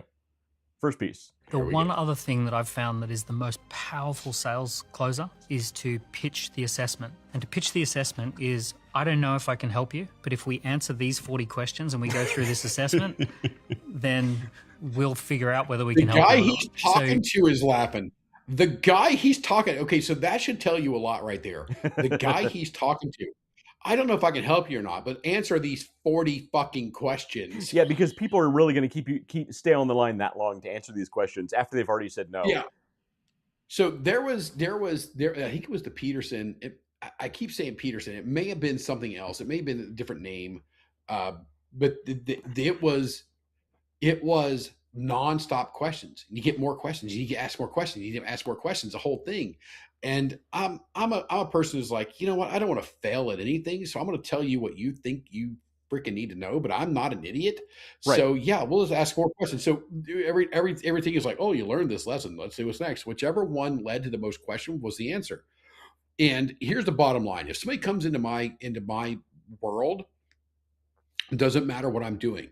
If they're trying to do business with me, they damn well better know what I need. Right. Yeah. They better understand some of my pain points. And if they're asking me 40 questions, at question 10, I'm going to be like, is your Uber here? Right. Do I need to call an Uber for you? Before And he I'm going to gets to start question questioning one, them. I'm looking for Does a your pause mom in the need to conversation pick so I can duck out. Yeah. You give me 40 questions, I'm gone. I don't know if I can help you, but if we answer these 40 questions, we'll find out if I can't. No, get out of here. All right. Get Is it outta even worth here. finishing this video, or are we moving on? It's not worth it. You know what? I want to finish it. I want to finish it because Okay. there may be some golden gem at the end of this. Oh, So so let's hear by the him way, out. the guy he's talking to is someone we talked about last week, Alex Hormozy. I can remember his first name, Alex Hormozy. He wears this really dumbass nasal strip because he thinks it makes him memorable. So keep that in mind. I despise people like that. I think he's trying to sell me a used car. But let's hear this both these guys out here. Yeah. I It's think kind of like if you Howard went to the Ball doctor and said, I don't know whether you need anything, but we'll put you through a blood test and an x-ray, and then we'll see. I've scaled multiple companies where Have you you, though? pitch the assessment. You don't tell people whether you can or can't help them. You just simply say the next step is to take an assessment, and when we do the assessment, it will tell us whether I can help you or not. And it's one of the best sales closing techniques. Is that the best sales closing technique, David? Yeah, there was no golden gem in the rest of his conversation. There was no gem. It was basically, it was shit hey, if from they say no, beginning to ask a bunch of questions until you find an in. That was his like, advice. hey, it's the doctor saying, I'm not going to give you any kind, I can't heal you. I know you just have a fucking cold, but we're going to put you through an MRI anyway. Because anybody who's Terrible. ever been through any kind If of this medical, guy walks into your business, yeah, this guy walks into your business. This is okay. There's a term out there called a gatekeeper, and Yes. your receptionist, your secretary, your administrative assistant, Mhm. your technicians, your admin. I don't care what you want to freaking call them. This is the type of person. This is the training that they need to have. This guy comes in. Right. This is where gatekeepers are important. If my because- secretary lets this guy into my office, she's fired. Yeah, I'm going to question. Yeah, I'm going to question her employability going forward. Right. Because This is her job to keep guys like this out. This guy gets booted. Get out of here. Out. Yeah. Hey, whatever this guy says, don't listen to him. This was terrible. That was This bad. was That was terrible. bad. All right, here we go. You cannot This has- sell. Okay, there's two things. You cannot sell an assessment, and you cannot sell a roadmap. Those are two things you can't. There's more, but those are two very big things you cannot sell. You Sure. cannot sell. You cannot sell an assessment. You cannot sell somebody on me assessing you. That's terrible. That's like the people are like, oh, free estimates. Well, you're damn right. Right. A bit of free estimate. I'm Unless, asking you to David, estimate unless me. there is a place to sell okay. assessments and roadmaps, which is if you are a Fortune 500 company with a shit ton of money to burn, with sub-level executives who Yeah. are looking to burn that money and to make themselves look good without actually doing any work. There is Without- yeah, actually a without- very big place. I'm telling you, I've dealt with these companies at Fortune 500 I've seen companies. I've seen it. Yeah. Yeah. I've seen it. So we can't say there's not a place for that. I'm just saying yeah. it's not There's for no- the faint of heart or the average person or company. Yeah. Yeah. So I mean, I've dealt with even with the size company, and I wouldn't say we're a small to mid-sized business. We're a big company. Yeah. And I've dealt with some consultants that come in, and I'm just like, what do you think, David? I'm like, you really do not want me to answer that question. Yeah, right. You really do not. We paid money for this. Right. Oh, dude, Jose Dave, Canseco tell me you didn't pay money for this. you've heard Teenage some of the Mutant Ninja money, Turtles. or some of the money. So you've heard some of the stories I've had from my experience Oh, at yes. Fortune 500. I just The- felt the like, it was ungodly Jen. amount Yeah, of money Jenny was they watching spend. earlier, right? Jenny was the avatar for that company. Jenny at that company, yes. The ungodly amounts of Yeah, money. They could have and given me a nowhere fraction of that stopped amount of money, and I could have kicked them in the balls and walked out the door, and they would have gotten more input out of that feedback. Yes. I'm not Yes. exaggerating. Yeah. All right. Next piece. They have Yeah, an I've heard infographic it. for this one. This has got to be good. All right. Okay, here we go. Always sell the last step, not the first. Nobody actually wants to get fit. Instead, people want to feel confident in their swimsuit, have higher energy levels during the day, or look in the mirror and finally love what they see. The problem is, most businesses make the mistake of selling a long, complicated process, but the process is the painful part. So instead, sell the feeling at the finish line and make the process enjoyable to show so that your customer knows he can get there fast and easy. Always sell the last step, not Even the if first. it's not true. Nobody actually wants to get fit. So, go ahead. Give your feedback. What do you think? It's I have my own not the- thoughts. From a sales standpoint, from a closing sales standpoint, and he's talking about physical fitness, which I could definitely use. He's not wrong. That's the problem with this one. Is Right. he's not wrong. Right. Because what you're doing is you're selling the solution. That's When it. you're That's what I selling was that going to last say. step, you're selling the solution. And- And selling the solution is very powerful. Very, is. very, very, very, very, very powerful. So I would agree. I don't know that I would use physical fitness for it, um, because there is a Well, process, and but there may be a better way to go about selling that specific product or so that I specific program. so I But don't I think like his yeah, overall. I like his overall. I like the overall from a just stripping away what he's selling, right. stripping away what he's selling, and going to how he's selling. Overall, I approve. Right. So I know pitching the problem, not the solution, is really a good way to go, especially when you're creating a pitch deck for investors. So it reminds me of an old adage, which is you sell the sizzle, not the steak. Right? Oh yeah, So Peter when it Luger. comes to the idea Peter Luger. of sorry, what? So this is okay. You said steak, and it triggered.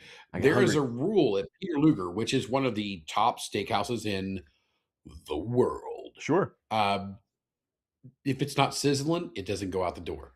That's it. It doesn't The go out. If it's not sizzling, it doesn't go out. that's part of the experience. That's part of the satisfaction.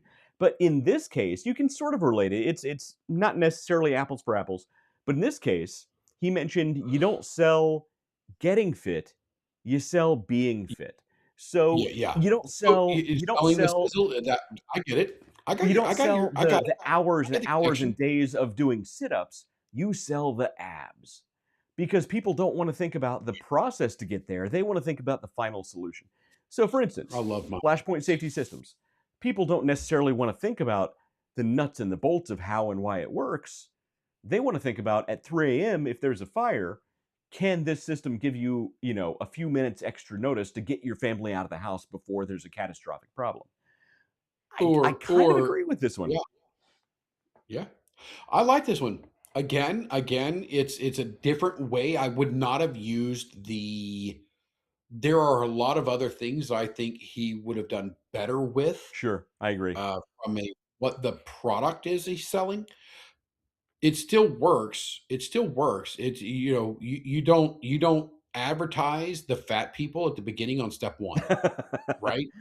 Right. So you don't advertise me as like I said. I love my abs. I love them so much. I keep them coated in a nice layer of thick fat, Same. I'm to working on protect mine. I'm working on mine. to I'm getting there. protect it. So yeah, I agree. This is selling the solution. This is Yeah. selling the result. This is selling the sizzle. I I think approve. I I approve. think his Good, analogy good could job. have been better, could have been honed a little better, but it was probably written by AI. So it is what it is. We're moving over to the Weller now All right, because here's I more humans. killed the bottle. of I Sprite. do love that Weller Special Reserve. It's got a little bit of I spice do. on the back end. It's delicious. Yeah, it's so good. It's so easy, and I actually have a buddy of mine who said he just got a whole bunch of it, so I need to reach out to him because I'm in Columbus. The purple cow Nice. concept. All right, You let's see. know the Let's see what purple this. cow. Okay, so you'll know I this have one. no idea about. I knew nothing about the purple cow. I just read it off the screen. Oh, I thought you knew. And I'm It's gonna pretty go into famous. this. I'm going to this. I'm going to this preloaded as this guy's an idiot. But let's go. All right, here we go. So, anybody who Hopefully, knows you proves me business or wrong. marketing or sales has read Seth Godin. I recommend, David, you research Seth Godin and read some of his stuff, watch some of his videos. Very smart guy. This is sort of Okay. building off of what he wrote about the concept of the purple cow, and I think you might be pleasantly surprised. Let's see what he has to say. I hope I'm wrong. This I is do a not have my billion-dollar hope. question, right? How do you get noticed? There's a famous book by Seth Godin. It's called The Purple Cow, and he talks about this idea that if you're driving in the countryside and you see a cow in the field, you're never going to stop. But if it's a purple cow, you're going to get out of your car, you're going to get your phone out and say, "Well, there's a purple cow in the field," because it's so weird, it's so different and interesting. That's a story of a brand like On Shoes, right? One of the biggest running shoe brands in the world today. But it was so weird. It was like a shoe that looked like garden hoses were stuck on the bottom of it. And that got people to notice it because it was so unusual. And then people tried it on and it was really great. Like Liquid Death. Liquid Death is so weird. I remember seeing it in Whole Foods and thinking, why are they selling malt liquor at Whole Foods? And I picked it up and it said Mountain Spring Water. And I thought, wow, that got me to pick this thing up. So Part of it is, how can you be a little bit, or even more than a little bit, weird, outlandish? This is the $1 billion. All right. So now, what do you think? What's your opinion? I would. Okay. All right.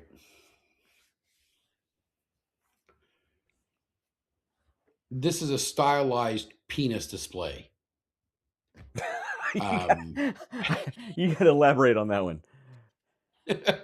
So the monkeys, the monkeys out there that in order to attract a mate, Okay. they do a stylized penile display, and that's what As we all this do. guy. That's how I That's met what my this current is. wife. What, I understand. I'm not judging. I'm good at it. You see how my wife, gee, when it Christmas, I have you ought to not see seen me. your penile display. Thank God. I got pitches. I got pitches. Anyway, no. The idea of this is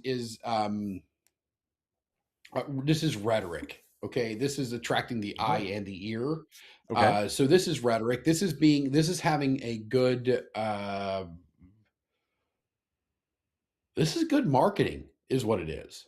Boiling it down, getting away from the monkeys and everything. This is good marketing. So you're So saying you good? could I have thought you went were going in. the other way. It could have went in and said, "Hey, this is spring water from South. Where was she earlier? Nowhere, South Dakota, right? This is spring water from nowhere, South Dakota. But no, it's death. What is it? Death liquid, death water. What is it Liquid called? death? Liquid death. Yeah. This is liquid death. So I mean, take it for what it is. It's good marketing. It's a stylized penile display. Good job. Good job. Okay. So it basically, he's talking about the idea of the purple penile displays aside. So the idea of the purple cow concept To the is just left. being different enough to be noticed, to get noticed. And I'm glad Exactly. he brought up liquid death, but it does remind me of how Red Bull got started. We talked about that. Red Bull, we've talked about that a couple times. A couple Last other 2 brands weeks, we've talked about that. Yeah. who've done similar things, which is Yep. finding a unique way to stand out from the crowd. That's the idea of the purple cow. Yep. And penile displays could be a brand new way to do that. I'm not gonna. Maybe there's an idea for some companies at CES to do that next year. Boy, anybody who's at CES knows what I'm talking about. Oh man. Oh, that would be hilarious. I might. I don't know how much the booth was. Maybe 10, 15 grand. I might save up and buy a Buy a booth booth. at and just nothing except stylized penile displays. That's it. With AI. With AI. AI penile displays. AI That booth would get stylized really penile good displays. foot traffic. I gotta tell you. Christmas. They're gonna put me right next to the sex robot. I mean, I have video of the sex robot. I didn't touch her. What? But I didn't touch the sex robot. But no, so so at CES there was a sex robot, and as I was standing there videotaping this robot, it was in a sitting position. It was fully clothed, and there were people who were going up and like feeling it, like grabbing its arms and like touching its face. And I'm sitting there thinking, like, am I the only one in this whole place that thinks this is super creepy? Creepy as hell. You're touching this thing that people are going to cover in who knows what. Goon. I think today's politically accepted word is goon. Goon? Cover it in goon? Goon. I get it. Goon. Okay, cover it in whatever you want. Nutella, whatever. Yeah, I'm just saying. Purple cow concept. Yeah. Yeah. Yeah. Sorry, anyway, it's getting weird. The purple cow concept, I like. It's basically it's boiled down to everything else in the stylized penile display. It comes down to standing out in the crowd. Find a way to stand out from the crowd. Doesn't matter what it is. Yep, find a way to stand out from the crowd. And if you think think everything has been done, you're not imaginative enough. There is always a new way to stand out from the crowd. Doesn't matter what your industry is, doesn't matter what your business is. You can do it. Yep. And I keep trying to remind people all the time that if everybody's doing this, we got to do this because everybody else in the market and the industry is doing this, we have to do that. Right. What that means is there is a vacuum in other parts of your industry and market. Exactly. And you could be cornering that because guess what? The pendulum swings. Find out what everybody else is running away from. That's where the vacuum Yeah. is. You step in. That's where your vacuum. You're the weirdo. You get the. There's the old adage. What is it? Even bad price. And you're is the good automatic price. purple cow. Yeah, even bad price is bad good price. is good price. And you're the purple cow. That's it. Exactly. Yeah. Own it. All right. Step in and own it. All right, what we got next? What we got this? We got this is what I looks call like the guy sexy from price hook that literally closes anybody at any price. He's a By the fucking way- idiot already. By the way, I He's a do fucking idiot. want The to sexy price hook. I'm out. I do want to preface this with a lot of these assholes, and I do say assholes knowingly. Most of these Genuinely. assholes start out their videos with, "Oh, I'm $100 million seller. I'm $1 billion investor. I've sold $10 million doing this or that." These guys always have millions of dollars in their pocket, but for some reason they feel the need to tell everybody their information, their top secret information on Instagram. So Yeah. do with that what you will. Let's go. I'm already telling you this guy's gonna be a complete moron. But this is his sexy price hook strategy. Yeah, let's see what it is. Say you're trying to sell something, and let's just call it 6K, okay? Well, instead of starting at a low number, like you call it 4K, right? Like instead of talking to them and being like coming up to this number, instead what you want to do is you tell them, hey, listen, what I normally do is I do something and it costs $10,000 and you name these things. But you say, honestly, you don't need this. This is way overkill for you. What you really need is this. 6K, because now what you did is you started at this number and you came down to this number. So no matter what, now this number seems less expensive than this number. That's called the sexy price hook. You start at 10K and you come down. If you ever come up, it's gonna make 6K seem like a way higher number than it really is. This is how you sell every single time, starting here, coming down. David, I have my opinion. What's your opinion? This guy's an absolute fucking moron. if I've got this guy working for me, he's fired in 5 seconds. But yes, he's so gone. He's gone. This guy's sexy price hook is to not only be disingenuous, but to actively lie to your customers, potential customers, inflating your prices specifically so you can bring them down to a point to where they feel like they're getting a deal. Does that seem shitty and shady to anybody else? Yeah, it does. I'd rather take the 10K and sell them the 10K. I'm not going to sell them the 6K or the 4K. I'm going to sell them the $10,000. But the difference is I'm going to position it properly. I'm going to put it in scope properly. I'm going to do all the things properly so that it doesn't come down to price. If you're down to price, if you're sexy hook, if your thing is price, you've lost. Somebody like me is going to come in and beat you every single time. Right. And you're like, I don't know. I was cheaper than the other people. I don't know how I did it. Well, that's because you're an idiot. And you have no place in this whatsoever. I would absolutely pick this guy's plate clean. I would make him go home and back to his mom's house where he probably lives and cry in his closet. Guaranteed. I would beat this guy so badly. And so I'm not. I would sell. I would probably sell him $15,000 just to prove to him how shitty of a plan this is. This is terrible. Don't listen to this. This is terrible advice. So I'm not even in if sales. If you're selling on Facebook Marketplace, good idea. Good idea. But if you're doing actual sales, don't mess with this. This is terrible. Exactly. So I'm not even in sales, and my first instinct isn't to go on trying to get people to buy on the price. It's getting your customer to understand the cost benefit analysis, not price, but cost, because cost benefit. I call it opportunity cost. Yep. So I boil everything down. My language is opportunity cost. Yeah. So it's the same. It's the same thing. Yeah. All right. This douchebag. Yeah. All right. Go on to the next one. This guy doesn't deserve any more time. More Alex. Oh, this guy looks terrible. He's not wearing his nose thingy here.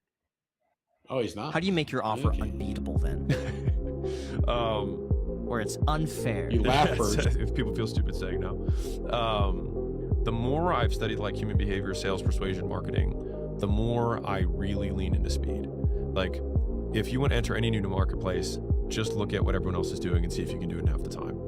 And there's just so much value in speed. Like, humans are so immediate reward focused. Like, almost every business can offer a speed version. So it's like, you're a YouTube thumbnail agency and you say, cool, I'll get you thumbnails in a week normally.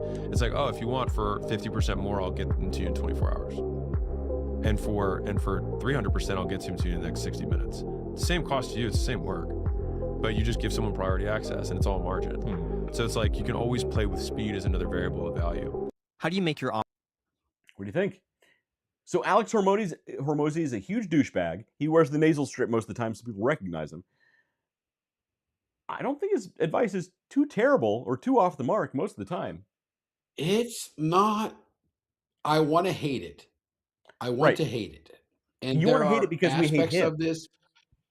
Well, there's parts of this that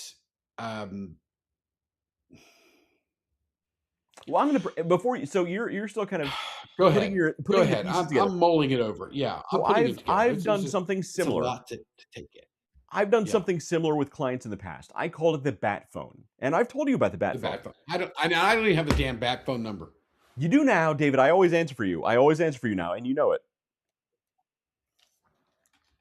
It's very Now. recent, but I do. So the bat phone was when I was. It's very recent for you. So the bat phone is where when I had clients, they'd pay a little bit more, but they were put on my priority incoming call list. Where if doesn't matter if my phone was in silence or not, if they called me, I would always answer.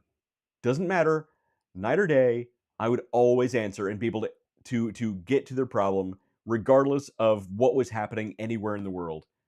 They would have that bat phone access, and I got the name because of the old Yeah. Batman bat phone thing with Commissioner Gordon. He'd always call Batman on the red Mr. phone, Gordon, yeah. and Yeah, the red phone. it was Or a the bat thing. phone. So I think Alex Hormozy is talking about kind of the same thing. People want to pay a little bit more; they get a little higher quality or some Yeah. speed attached to it. I don't think it's terrible advice. I think to some degree, most companies do something similar when they offer a service like that. Yeah. Yeah. You seem I mean, hesitant, and I'm hesitant because I'm he's hesitant. such a I'm douchebag. hesitant. Yeah, I'm hesitant. Not me. I don't know this guy from James douchebag. Oh, he's Onidas. fully douche. Oh, okay. All right. He's all the bag. Okay, and the box it came in. Okay. It.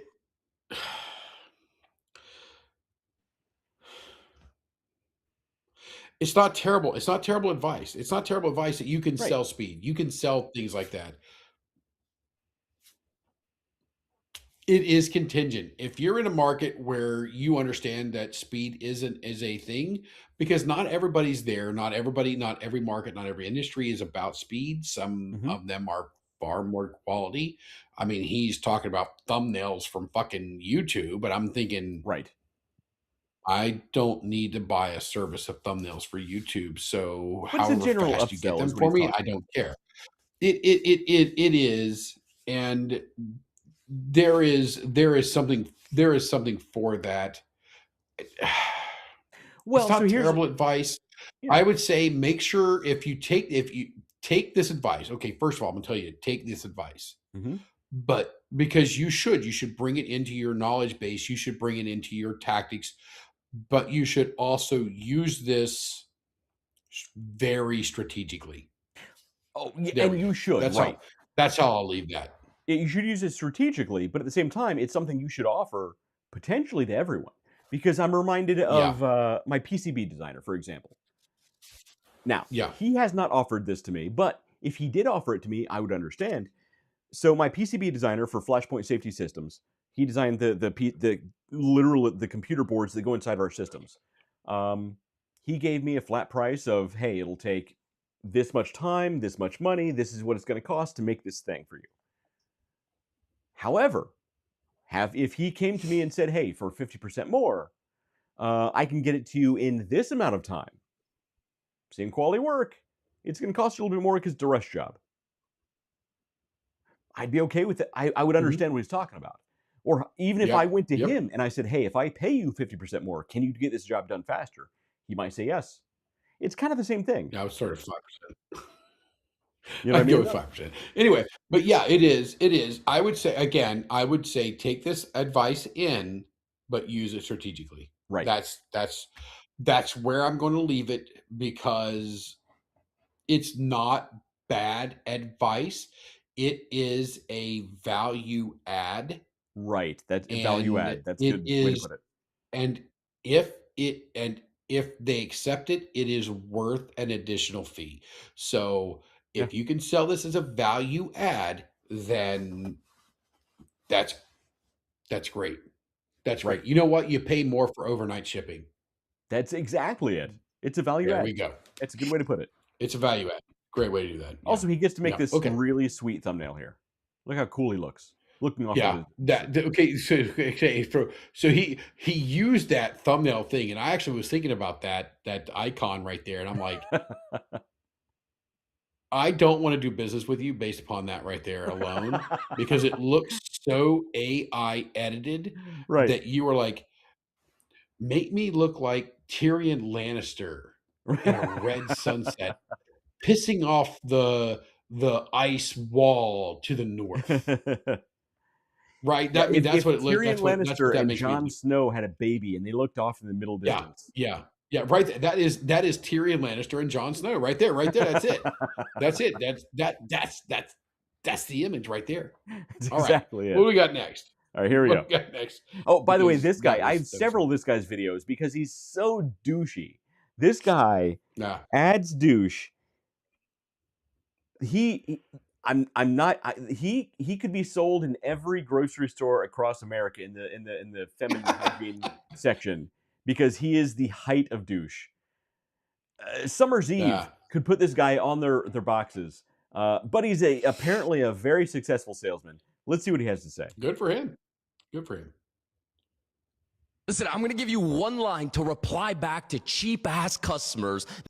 Also, if you're going to buy cocaine, buy it from this dude because he's apparently doing a lot of it.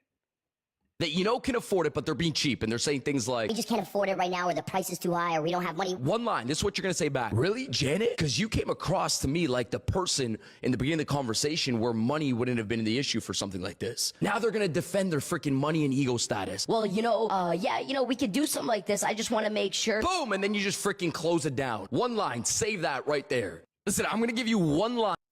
Do we need not to listen to rewatch this that again because motherfucker. he's going so fast? Jesus this mother fucking Christ. Oh this my guy is God. tweaking. This is so bad. This is so bad. This is so bad. You absolutely do not. David, is there any situation where you there should is a- insult your potential customer to get them to buy? It's almost like if a dude was trying to buy from you and you're like, hey, I thought you had a bigger dick than that. Yeah, there are times when you can insult your potential when you can insult people, but insulting a potential customer is a whole different story. Right. Insulted people don't buy. No. And there is this thing that talks about tension, that there's a certain amount of attention that is good for the buying process. And I watch people, and I go because I work with a lot of people, and I go and I watch, and I can tell the people that have been through those classes because I see them intentionally raising those tensions, and I'm like, God, you're an idiot. But I don't do that. It's not that. It's not their fault. That's what people are telling them is good for the sales process. And when they fuck it up, and I step in and go, this is what we're trying to get across. Blah blah blah blah blah. I'm not going to go into the whole thing. And at the end of it, when we get in the car and we drive away, and they're like, "How the fuck did you do that?" Right. I said, because I don't look at it from a sales lens only. I look at it from a marketing lens. I look at it from a partnership lens. I look at it from a business development lens. I look at it from all of these things. I don't look at it just from a sales lens. It's very important not to do that. I don't know who this guy is, but and I don't want to be honest. The only you're Re- exactly right. replay his thing. I gotta Replay his thing. replay it. It's insane. You got to replay it. You I got to gotta replay it. replay This it. is insane. So the only time this guy's tactic is going to work is if you're a used car salesman for high-end cars, but on a used car lot. And the guy who's looking at a used Ferrari says his wife says they can't afford it. And you say, well, Jim, I thought you had a bigger dick than that. Let's step up and grow some balls and stand up to your lady. That's basically what this guy is saying. Let's watch this thing. Here we go. To reply back to cheap ass customers that can afford it, but they're being cheap and they're saying things like, We just can't afford it right now, or the price is too high, or we don't have money. one line, this is what you're gonna say back. Really, Janet? Because you came across to me like the person in the beginning of the conversation where money wouldn't have been the issue for something like this. Now they're gonna defend their freaking money and ego status. Well, we could do something like this. I just want to make sure. Boom, and then you just freaking close it down. One. Is that going to work in real sales, David? That is not going to work. Oh my God, this is so bad. This is It's so bad. very bad. Oh my! I have a few of this guy's videos in this lineup. If we get that far, because it's okay. just So I'm going to tell you ridiculous. right now. I'm wearing a polo. It's so I don't have my dress shirt on, my suit and everything. Yeah. I'm not super official, but I'm not wearing a fucking wife beater trying to give you advice. Right. What's with the wife beater? Come on, I will man. tell you right now, what you need to do is pour yourself a Stella Artois. Get yourself some 2 Stella Artois. Because I don't know if you guys know this, but in England or Europe, the Stella Artois, they call it wife beater. So you wear a wife beater, you drink the wife beater, and then you tell people really, really bad fucking advice. I mean, this is absolutely insanity. This is terrible. Like, I thought you had some money, man. I thought you told me you had money. You had money. Why are you going to do this? How are you going to make this? Why you come to me on the day of my daughter's wedding and ask me to not do business with you? It's fucking ridiculous. All right, Get with out your of here. wife beater This and your guy, rented come on. watch. With your All right, wife let's move beater. on. Get out of here. All right, Jesus, here. man. Oh, that's all right. Here we go. This. All right, so apparently this guy is like an ex-CIA profiler. Let's see his advice. Here. Okay. There's a company I worked with maybe a year ago that had a sales script and they do telemarketing stuff. But I said, I can add one sentence. I won't even change your sales script. I'll increase your results. I'll add one sentence to the very beginning. And it made them $10 million in 1 month. $10 million in 1 month. Also, this guy takes a really long time to get to the point. I kind of want to call him and be like, hey, can you tell me where the point is and how to get there? Because you ain't telling it yet. Let's. This company. All right. And here's the sentence. And I'm not on an NDA. We're still not there yet. So the sentence Well, is. fucking get to it. Hey, oh crap. I'm so sorry. My dog just spilled my coffee and it got on my computer. I'm so sorry. 1 second. That's it. And then the person's like, they've never heard a sales call that started like that. So their brain said, I'm not prepared for what's here. I need to focus more. The moment the brain says, I'm not sure what's going to happen next, or this is slightly different than what I expected, we gain a tremendous amount of focus. There's a company I work. So I understand kind of what he's trying to say. What are your thoughts? From a PSYOP standpoint, he's not wrong. Right. From So a you PSYOP put people standpoint, off their he is guard not with wrong. something unexpected. Exactly. He's hitting an angle that people are not prepared for. When I answer the phone, I'm prepared to be like, hello. And I pretend to be an old lady. And they're like, hello, I'm calling you from Microsoft. Your computer needs some work. And I'm like, oh, you're calling me from Bangladesh, mother father? And they're like, click as fast as they can because they've seen the scammers on I've YouTube, literally the told people that sales. scam I've scammers. literally opened cold calls and be like, they've said, hello, this is Joseph. I'm doing terrible. I'm like, first of all, I stop. I'm like, first of all, I know for a fact your name's not Joseph. Let's just Your name's not we'll be Joseph. honest and move on from there. Yeah. And they hang up. Yeah, they're done. They're gonna mess with us. But this guy, I mean, he has a good. I like it. I It's like not bad it. advice. It's the Jedi mind trick. I'm gonna call this guy from now on. This guy's gonna be referred to as the Jedi mind trick guy. So throwing people off, Where just saying yes, something weird to throw people off their guard. yeah. Give a Hold on a hypothetical second. where My you think dog something like just this could work. um. Because he's mentioning cold call, and I hate cold calls. I hate cold calls. This is not a terrible. This is okay. I'm not you should never make a cold call, but Hmm. it's not terrible. But let's say you're on a warm lead, and you're making a call. Having a human inconvenience during that call is going to create resonance. And I believe fully that that's not a terrible way to go if that's what you're so Sure. if you're selling installation of satellite television, which nobody should have satellite TV. Are you fucking kidding me? It's terrible. Okay. Okay. The middle of a football game you want to watch shuts off. This happened Texas versus Ohio State back in 2000 and something, and I haven't had satellite since. I literally called, switched over to cable the next day, and never went back. Anyway, but if you're trying to sell that, if you're trying to sell cell phone service, you're trying to sell lawn service, you're trying to sell what's it with the bugs? What's the thing with the bug? Exterminators. Sure. Any of these things, any of those things, this is a great tactic. I like Okay. it. I would not use it for cold calls because F cold calls, but for warm calls, again, you're creating a human interaction or a human environment that takes people off their game because it's going to resonate with them and they're going to have an apologetic connection with you out the gate. It's okay. It's all Ah. right. Yeah, yeah. Hold on a second. So you're going to create that. So from that standpoint, it's at good job, CIA mind fucker. All right. Let me run a hypothetical past you. All right. Run it. Let's say Flashpoint Safety Systems. We warm a lead at FDNY. They're some sort of a low level, not the lead commissioner, but some sort of a low level commissioner of a series Is his of name Gordon?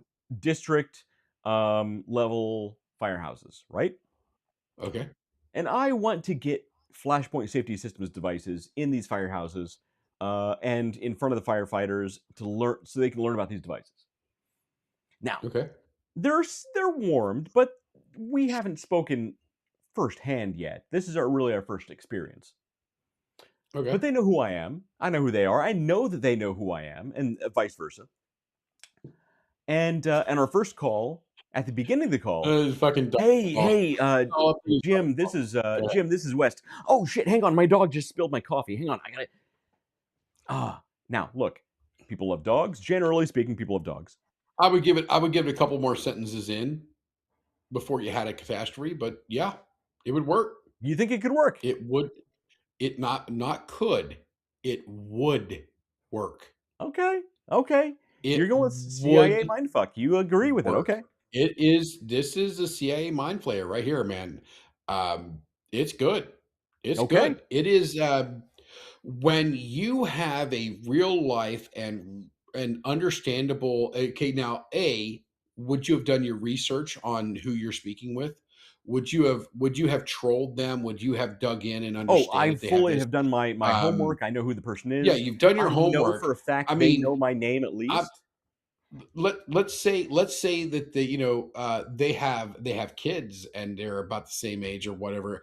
I might even encourage my Sure. kids to hit each other with pool neuters. Pool noodles. Who noodles, not neuters. Neuters. What the fuck is a neuters? Do not do a Pool pool neuter noodles. with a potential client. Yeah, But pool do noodle. not do pool neuters. Wow. Now, as we're clarifying that, pool And that is now noodles. transcribed Always on Facebook for the rest forever of time. transcribed on Facebook. Yes. Pool neuters. What the hell is a pool neuter? I'm literally looking at the transcription of it right now. Yeah. Anyway, pool noodles in the background. So if I don't have kids, it's something not cold leads. These are warm leads, and these are something you've had time to investigate and research. Right. Oh, sorry. Hold on a second. Can you hold on just one moment? I need to get my kids to calm down. Okay, first of all, they're going to say yes. They're going to say absolutely. Yeah. And while they're saying yes, they are now creating a understanding with you It's and softening the image. a It's making you more personable. yes, it's taking away the sales aspect of it and creating them they are they are not you. Yeah. You've created the scenario. They are creating the empathy, and Right. that is gonna it's great. Good job. I love it. Okay. CIA mind fucked everybody. I love it. Okay. Good I job. may use that one day. I may, as Good. CEO of Flashpoint Safety Systems, I may use that one day. Good. And Good. I will leave that to my HR to clean up the mess afterwards. All right, let's move on.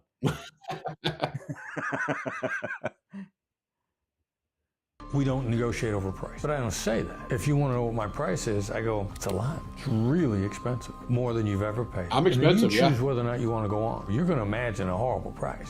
And you won't allow me to go on until you've contemplated the price and at least said to yourself, all right, so if what I get for this price, it'll be worth it, now you're actually curious about the package. So now we're no longer talking about price. We're talking about what you give for the price. We don't negotiate over. I have my feelings. What do you think, David? So I make this as a common point across the board to a lot of people. It's more about the package and the price. Right. Yes. It's the way I try to help everybody and hope everybody that works with me around me that they focus more on the package and the price. And Right. the clients that I work with, because they're selling a price up to somebody else or selling a package up to somebody else, it is more about bolting on what's the package? What are you getting for this price? And making sure that value or XYZ, otherwise known as perceived value, is there as well. Excuse me. Sorry about that. I approve. I approve. Price is one of the very last things that I talk about because somebody will Right. pay a whole lot of money, to get me in their building. Yeah. A I've seen it. I've seen it firsthand. whole Yes. lot of money Yeah. to get me. People will jump through hoops. They will commit to a lot of things to get me on their site. Well, And it's not even it's about not the because person. I'm cheap. I'm thinking about the It's product. because I bring a package. It's Right. well, And it's that's just it. that because when I step on site, it's not I cost this much dollars. It's I'm solving and bringing a solution to Yes. these issues. I'm going to help them in this fashion. Mhm. And when they weigh that, they go, it's worth it. Without a shadow of a doubt. It's Oh, worth yeah. it. Every freaking penny and more. So earlier in the show, I mentioned the cost benefit analysis. So the thing is don't negotiate price because when you begin to negotiate price, you're in the spiral of a race to the bottom. And as we have always said, in a race to the bottom, everyone loses. Instead, Everyone. you need to bring the benefits, the cost. And Yep. here's the definition of a cost is yes, you pay a price now, but what cost do you pay later if you have or do Yep. not have this product or service? Was it you that I had the conversation with this week about the difference between cost and price? Probably. That sounds like something I would have talked about. It was I had the conversation earlier this week about the difference between cost and price. Here's the price. This is what you pay. Yeah. This Here's is the the cost. if you don't have this product. If you don't take action. Well, And there and is a David, significant you and I have difference talked between about that cost and for price. years. Is what is the cost of inaction? And I've mentioned that a number of times, especially with Flashpoint Safety Systems. People have said our products are too expensive. Other people who are it's funny, people who are not in the life safety world look at Flashpoint Safety products and they say, your prices are a little high.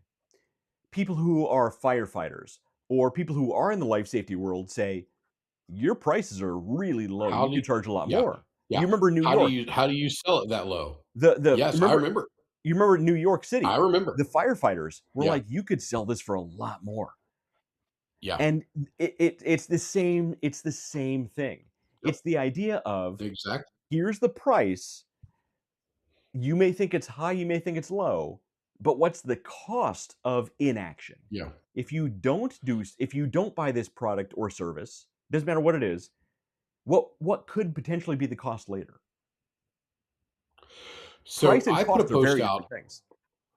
Yeah, I put a post out earlier this week on my personal Facebook about. I read an article about the very first private solar battery energy storage in a house in New York, Mhm. and I made a comment. Let's circle back in a year and see if that building's still standing. Yeah. It's anybody's bet at this point. Yeah. And, in my world, I'm going, I think there are things that you should be requiring before people put stuff in, and it is preventative, early, and actionable detection Mhm. for that. What was the price? What's going to be the cost? That's it. We'll have to And see. We'll have to see. the cost isn't just the price. The cost is a home, a pet, Mhm. your You know, memories that are in that home, your children's yeah, lives. That's getting dark, but yeah. it's not out of the Some of realm of your, possibilities. some of the people who turned you down will turn out to be some of your best advertising. There's Sad there's but a, true. place Sad in but true. California. There's a place in California that in my business they decided that it's not in our budget. We don't want to do it. Well, that place has had 4 fires and now is completely burnt down. It wouldn't be named Moss Um, Landing, would it? I'm not allowed to comment or speculate. But there's another place down the road from it. Of course, down the road, I'm living in New York, so down the road for me is anywhere in California because it's down the road, right? It's just a small spot on the map that has a cookie cutter one of these that took our products and it's done its job, it's done what it's Mhm. supposed to do, and it's protected them, and they've had 0 fires. Um, so sometimes when you lose a customer, you don't want to have to go. You don't want to go after them. There was a company that was looking at us, and they're like, "Well, we're looking at this other business as well, a competition, slight competition to us." And I said, "All right, I'm not going to fight for you. You either want the thing that works or you want the thing that doesn't. Um, Right. every good and great company needs crappy competition, I wouldn't and even say that. you know." It'd be like, And look, if you're so I'm a yeah, pretty plain spoken person. So sure. I told them that, and they're like, "Wait a minute, what?" I'm like, "This is where they fail. This is where they fail. This is Right. where they fail. This is where they fail. This is where they fail." And guess who they went with? And that's it. I cost more. You're right. Look, I cost more. If you're looking to battle on price, Yep. they win. But if you're looking on Yeah. services and cost versus price are two different things. Yep. You know which way to go. But if you're looking for a race to the bottom, they have a service. I'm not going to say it's the best service, but it's a service that you can buy. Good luck. You need that walking away energy. And we Yep. talked about that last week. Yeah. The GFY. That's it. The The GFY. GFY energy. Yeah, the I GFY. love The that. GFY energy. All right. So what do we got here? What's up? Who's up next?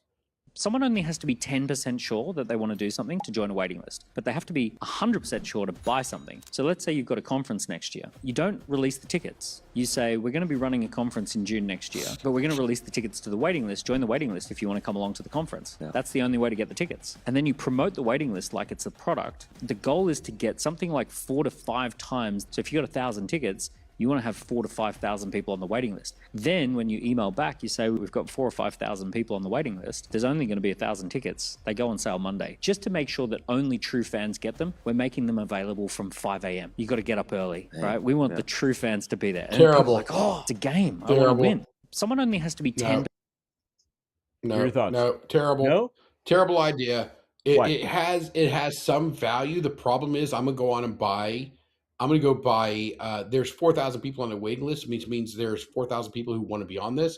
I'm going to go buy 10 seats for my one, and then I'm going to sell those other 9 seats for a profit for myself. But the average person, David, I'm just saying, if the average person has half a gram of common sense, they're going to say, "Oh, there's 5,000 people on the waiting list. I'm number 7 in the line. I'm going to buy 25 of these. I'm going to use one. I'm going to sell 24 of them for a massive profit." All right, But for yep, the done. company that's selling the waiting list, Yeah, they look at make. They're here's the deal. You're gonna.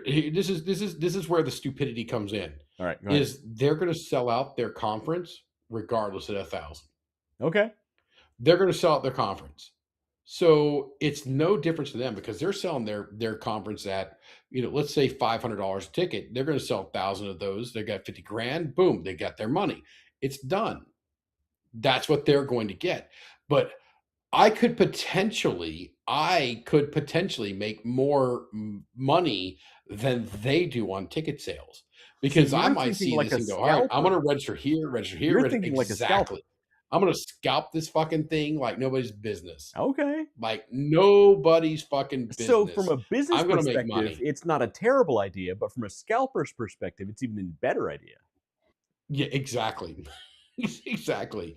And from a people who actually want to go to the conference, guess what? When they have to pay a secondary price of, $3,000 a ticket, then next year, if you don't change your tactics, you're going to get 50 people at your 1,000-person ticket, your Okay. 1,000-person event. Okay. Fair enough. So there's a lot of risk reward here. There is. And plus you can very quickly become the evil people of the world. Ticketmaster. I mean, the amount of people that are targeting Ticketmaster right now is insane. I'm gonna tell you right now, if there's a business, if anybody's out there looking and say, "Hey, what can I do to really make some money?" is take small, mid-size. You can start with small, go to mid-size, and then go to large venues for concerts, and then you go to megas, right? So you go small, mid-size, large, mega. Okay. And if you can do that, and then you start selling and you start working instead of through Ticketmaster, you start working directly with the bands and whatnot, like it used to be, Sure. where you're dealing with the band managers and people are actually making money on this. You can right now. Remember earlier we said when everybody's doing one thing, there's a vacuum. Right now, there's a huge vacuum in the entertainment business where that would circumvent Ticketmaster Oh, okay. and Live Nation and places like that, because there's only a couple of these places out there, and they control a lot of stuff. There's a vacancy right there. There's a vacuum, I get and it. if somebody's out there that's in that, I'm not in the music world. I like music, Metallica mainly. Clearly, I got We James may set have full of noticed. guitars behind me. Yeah. But I don't run a venue. I don't have a spot. But if you have a spot, there's money, and you could start with a small. Let's say you have a small pub or a bar or something like that. You can create that as a launching point, and then as you start generating the revenue from that, you can go and buy the next stage up, and you can have that mid-size, and then you can go next stage up, and you can buy the large, and then next thing up is the megas, and you're not going to buy those, but you could. And you could make tons of money for you. You can make tons of money for the band, and you could say, "Fuck you" to Ticketmaster, which all of us want you to do. All right. Fair enough. Fair enough. I actually added this specifically because I thought eventually Flashpoint might be able to hold its own small event, not necessarily like what we did in New York in last November, but maybe something like a small convention where people might want to come and have a platform where they could speak about life safety and fire safety. So this actually, I'm glad to hear your feedback on this. It's interesting. There it is. You have my feedback. All right. So we have as many of these as you want, or as few of these as you want. You are the. I've got a couple more because I got to get on the road early in the morning. So you do. You have a. I got a couple more. All right. Here's this guy. You'd easily think this is the worst sales pitch in the world. The sales pitch that the contractor who built our dream house gave, everybody else in my mind had shortcuts. He looked at the plans, and then he said, okay, here's my pitch. I am more expensive than anybody else that you're going to meet with, and I'm going to take longer, but it's going to be done right. I build high quality houses. I never stop building your house. 30 years from now, if a light bulb goes out, you just call me. And we did not interview anybody else. Wow. We will be very happy with this house. We're going to pay for it. We're going to have to wait for it. But we are going to be extremely satisfied with this house because it's going to be done right. And he answered all those probably questions in the back In of a your head. soundbite. Yeah, that's so good. In a soundbite. You'd easily think this is the... What are your thoughts? Yes, no. This is another one of those things. Okay, It sounds I am great. a quality guy. Sure. I'm a quality guy over shortcuts. This would resonate with me. Right. It's not going to resonate with everybody. Right. Some Yes. people say, this is my budget. This is where I am. This is what I'm doing. I'm not going to dime over. In fact, a guy came here. He was $100,000 less than you. Right. I'm going with him. You're telling me you're 150,000. It doesn't matter. I'm going with this other person. So it's knowing your customer. And Yes. this is okay. You've mentioned this a couple times already tonight. The walk away mentality. Yeah. I can walk away from this from a seller standpoint, not a buyer standpoint. Right. From the seller standpoint, I make this pitch for this stuff, and they go, "Yeah, you're just too expensive." You are absolutely right. Thank you so much. Have a great day. Yeah. Best totally. of luck to you guys. If you change your mind, here's my information. And then that's the end of it. You walk away. And you know that's dead. Mm-hmm. That's gone. So it's not terrible, but it's also understanding where you are and what you're doing. Right. I'm glad you mentioned it. It comes really down to understanding your customer, understanding your ideal customer, and understanding that if somebody's not going to be your ideal customer, it's not worth your time. And that's a Correct. big part of it. People who play with the big kids know they don't want to play with the little kids because the little kids are going to haggle. The little kids are going to try and cut you down here, here, and here, trying to get the price lower. Big kids are going to say, hey, get it done right, get it done on time. I don't care, just get it done. And if that's your ideal customer, this is who this guy is talking about. Yeah, I want So it it's done. not for everybody, but not everything is for everybody, you know? Very correct. Yeah. All right. Very correct. It's not, and you can't be everything to everyone. There was an Everclear song about that. So you can't. Well, and you Dash, shouldn't be. If you try to be, you're going to be nothing to no one. well, Dash in The Incredibles, in the film, in The Incredibles, said, if everybody's special, that means nobody's special. If your product is for everyone, it's for no one. If you're marketing for to no one. everyone, you're marketing to no one. Understand- Congratulations, you've entered the pure commodities market. And you know what? Best of luck to you. That's it. That's exactly it. All right. Oh, here's this guy again. Doesn't matter This guy what you wears the sell. white- This oh, is the two white ways beater how to guy. start a meeting properly. First of all, don't ever say this. Thank you so much, Kara, for taking the time.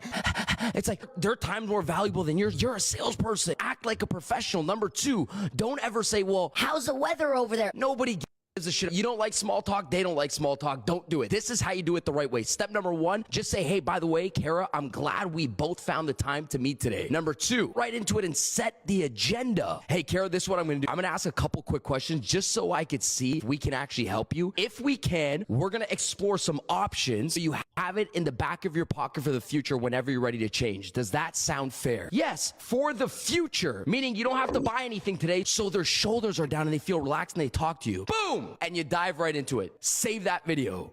Doesn't David, what's your opinion? Jesus Christ. There were a couple of points, there were a couple of moments in there where I'm like, all right, this guy's not a complete waste. Right. But then he just fucked it up at the end.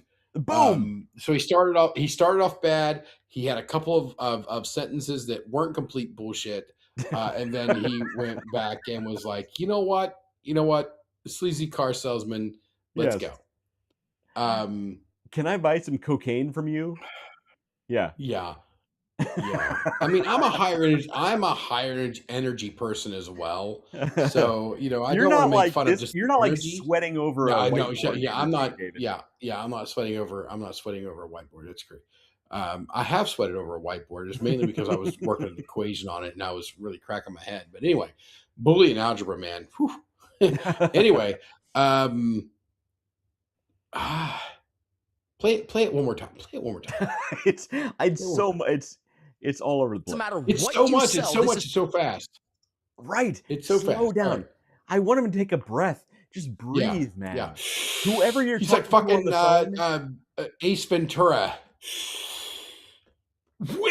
And he launches into a 7-minute spiel about who killed the cockroach or whatever. All right, let's go. Right. Let's see what this Whoever guy's he's talking to on the phone, they want to breathe. So they want to get him off the phone just so they can breathe again. All right, here we go.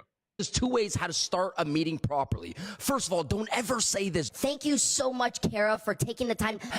It's like their time's more valuable than yours. You're a salesperson. Act Showing like a professional. appreciation Number for somebody's 2. a terrible idea. Yeah. That's okay, Don't ever okay, say, well, How's the weather over there? He's saying sorry. Okay, so first of all, it was like, don't say thank you for your time. So appreciating somebody's taking their time. They're the ones bringing the money to the table. Yeah. You need to value their time. That's very important. You do also need to price your time appropriately. I do price my time appropriately. I'm very important in my own mind, and you should be too. You should be. Everybody should. You should be extremely important in your own mind. That's going to help you. But to say you can't thank somebody for taking the time, hey, I know you're busy. Let me get through this real quick. Let's go through this real fast. Let's get you the answers you need. Okay, so there's nothing wrong with that. Right. Next was don't ask about how's the weather over there. You are bypassing the ideology that humans buy, and we've talked about this on the show. 4 or 5 times. People don't buy from companies. People buy from people. There's a connection there to be built. Yeah. And to say that you can't do this is somebody who's trying to quantify every single aspect of it. Yeah. And humans are non-quantifiable. Right. Meaning that whole ideology is fucked. So stop it. Right. If you're at this point, you go ahead. Sorry. No, please go ahead. No, if you're at this point, your customer is going to, you should know your customer well enough to know whether you need to move on, whether they have time, or whether they want it.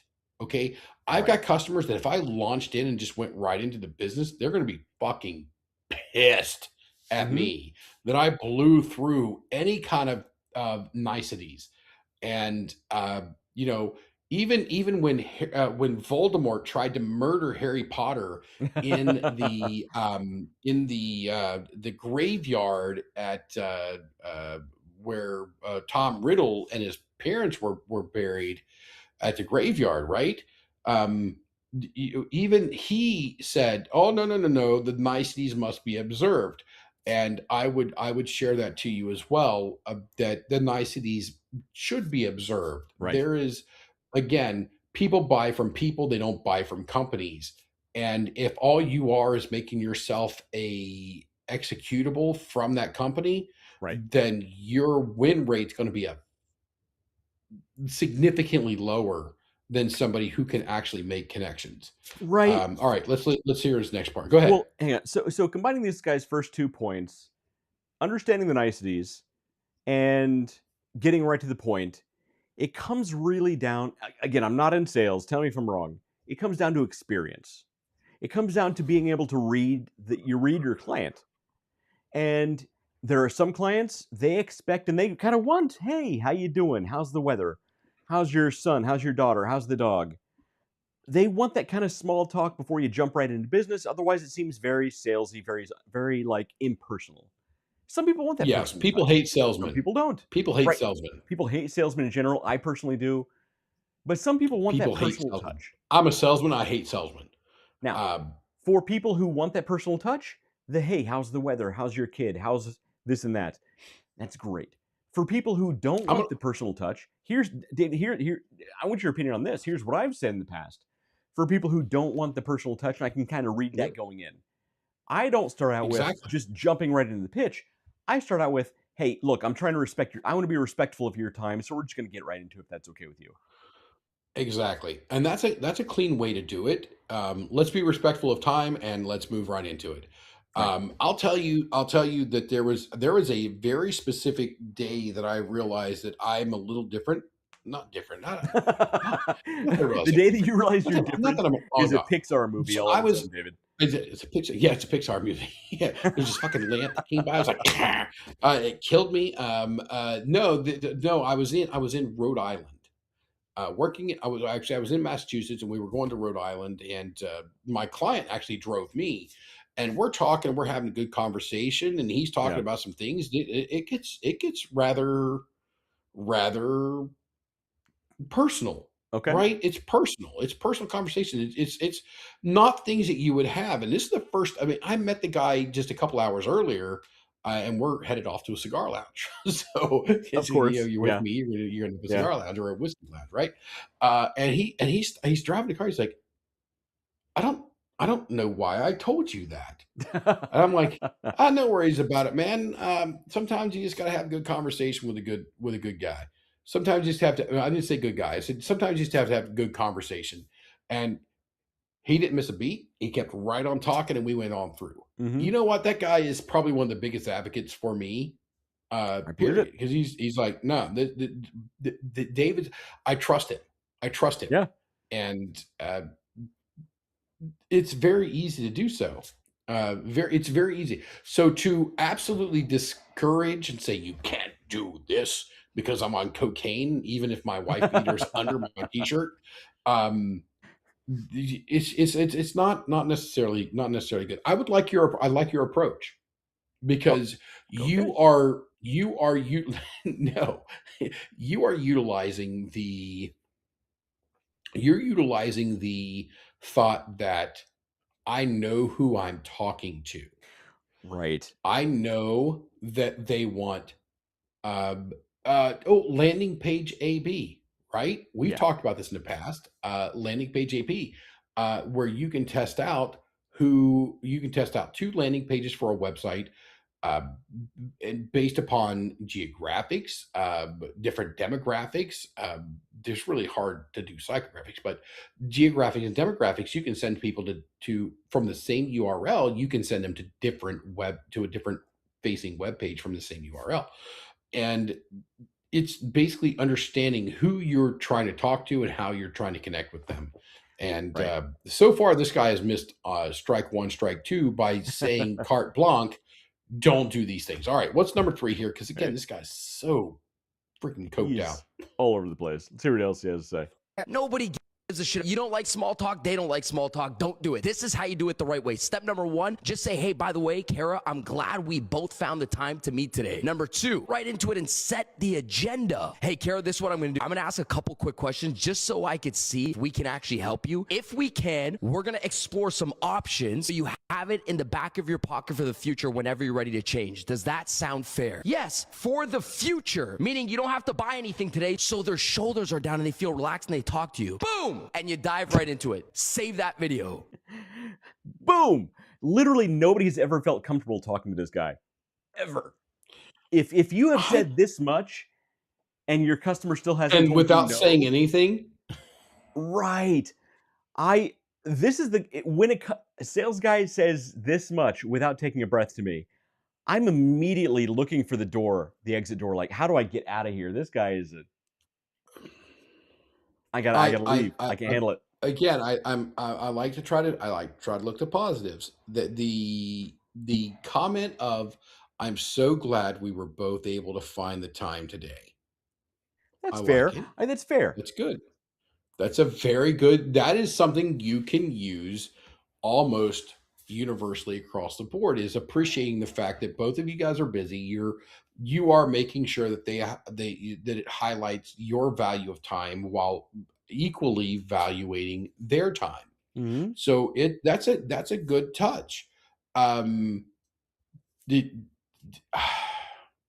this has a very this guy gives me a very what do you call it where they people that do the it's not teleconferencing, it's the where they call, they try to get you to donate money or Telemarketers? buy something. In telemarketers. Yeah.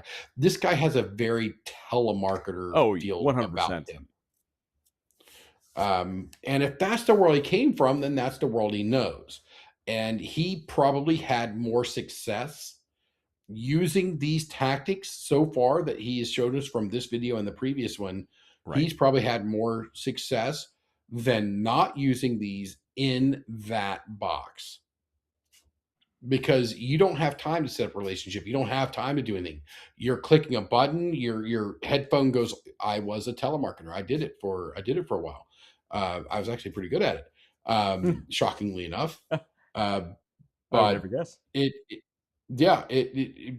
you don't have time. You've got to move. It's go, go, go. How do you get from I want to hang up with you to, hey, I want to give you money in a very short time? So I would say, again, because I always like to try to be somewhat positive to people that are complete idiots, that that this guy's tactics are built more for that model. Yes, So I agree. again, it's knowing who our customers are, but also knowing who we are. And that's something couldn't agree we've been negating. That's something we've been discounting and ignoring here. We're looking at it from our points of view. We're looking at it from who we are today. We're not looking at it from who he is. And I would say that his tactics are going to yield better outcome from a telemarketer standpoint than, say, than not doing this from a telemarketing standpoint. Fair enough. But still, complete moron. Telemarketers, come on, man. You can do better than telemarketing. Agreed. Well, let's go ahead and cut it off there. All right. No, that guy, that's the guy we're going to leave it off on. Come on. You got to give us one more that's not this guy. David, you don't understand how desperately I need to use the restroom. So, I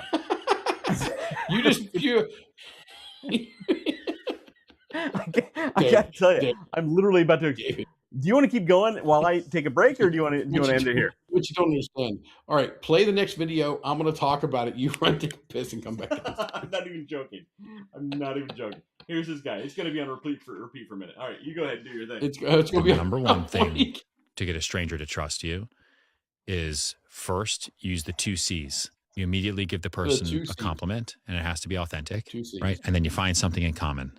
And it can be physical. Well, what the hell are the right? C's? Like you complimented me on all black because you're in all black, and now we're talking. I appreciate you taking notice of my outfit. You've I got can a wheelie compliment bag. you I've on got a earrings, wheelie makeup, bag. color of eyeshadow, right? It pops. Yeah. Eyes look great. Outfit, pinstripe, super cool. And we're both doing this Get to the podcast. And now we're C's. talking about business. My sister has a ranch in Austin. Now we can talk about Austin. And then the flip side to that is to always say no to something. People don't trust yes men or yes women.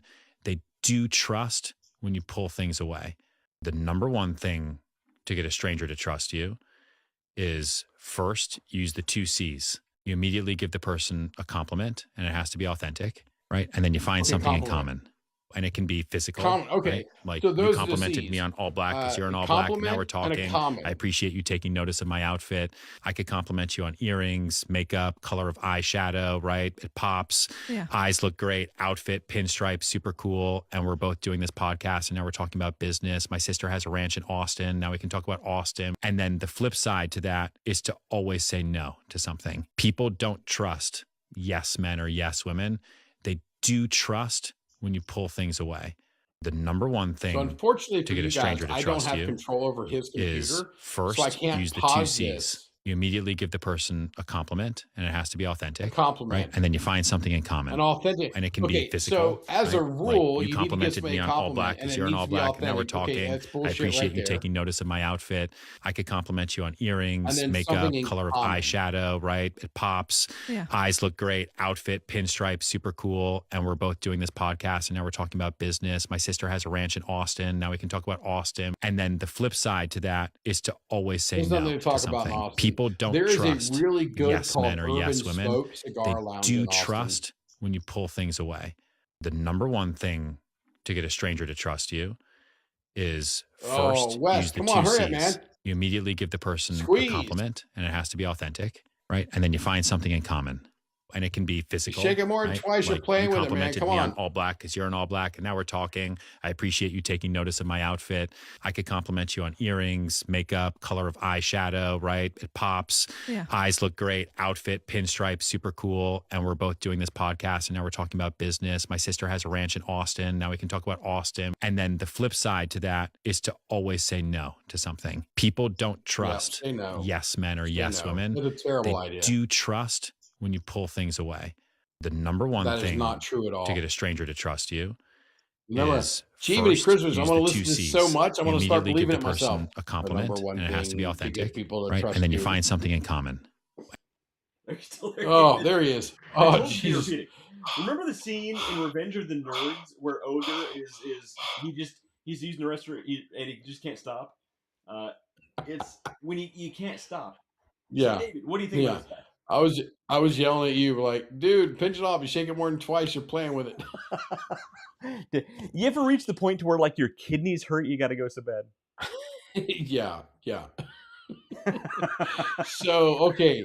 So This is why Joe Rogan this- pre-tapes everything. By the way, Yeah, that's why you get the edits. That's why Yes. everybody else that's smart in the fucking world doesn't do a 3-hour live edits. show, David. Doesn't do a 3-hour live show with no commercials where you can take and go use the restroom. Yes. That actually might not be a terrible idea. Like an hour and a half in, just for us to launch them kind of a commercial. And Right, we need one of I would those, say like a Wendy's commercial from the 1980s or something, like early 90s. Right. Just launch a Wendy's commercial, and then we can both use the restroom. We can come back, and we can just come back into it. Oh man, We need love one of those Wendy's and whatnot. intermission things where it's like the little dancing Yeah. candies that let's all go to the movies, where the things little right. Here's what we'll do: we'll create a Flashpoint Safety Systems commercial that'll play halfway through, and Yeah, that's what's going to happen. We're going to do it. Is this time for a bio break? Yes, a bio. I hate that phrase. Yes, 'Cause I know you the hate worst. that phrase. Bio Okay, so I love it. I love that this guy talks about. He's like, what you need to do? What you need to do is follow the 2 C's, and he comes up with 2 C's, and he comes up with 4 other things afterwards. Right. Well, the 2 C's plus these 4 other things. Yeah. It's just you gotta get in order to get you gotta get the 2 C's, and it's compliment and find something in common. Mhm. And we know this because we listened to it 17 fucking times. while you were listening. I warned you. Yeah. You did. He did in fact warn us. So the complimenting things. But the problem is like you have to do this. You have to compliment them, and it has to be genuine. Right. It's hard to do something you have to do and be genuine. Especially on a you just sales be a call, because human? nothing on a sales call Yeah. is usually genuine. Almost nothing. Yeah.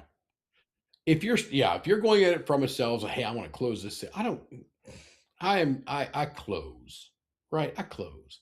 That's how I got such a hot wife. I close. You do well. You do well for And yourself. and it, when you have a goal of finding something to compliment, it's really hard to make that genuine. And when you make that misfire, and you will more often than not, that fake, because you're trying to be genuine, that fake compliment, and then you're searching for something in common. Which I was laughing about, like, oh, you've got a wheelie bag, I've got a wheelie bag. And if nobody got that reference, that is from How I Met Your Mother, when Barney is trying to pick up chicks from the airport. Like where 3 people he know didn't that actually episode, go yes. anywhere. Yeah, like he didn't actually go anywhere. He just went and threw a bag up on the luggage Yeah. conveyor, and was trying to strike up a conversation with women. So that's, I mean, it's nice when you can find something that you can have it, but in boil this guy's absolute bullshit away. And I think at the essence is connection, which is a C that he did not use. Because you can say a compliment, that's something that you appreciate, something you like, that's a connection. You have something in common, that both of you guys would care about or be able to have a conversation about, which is also another C that he didn't talk about. Sure. But those are things that you can have in there, and most people can just do those things naturally. Right. Building that connection, the C word he didn't mention, Yeah.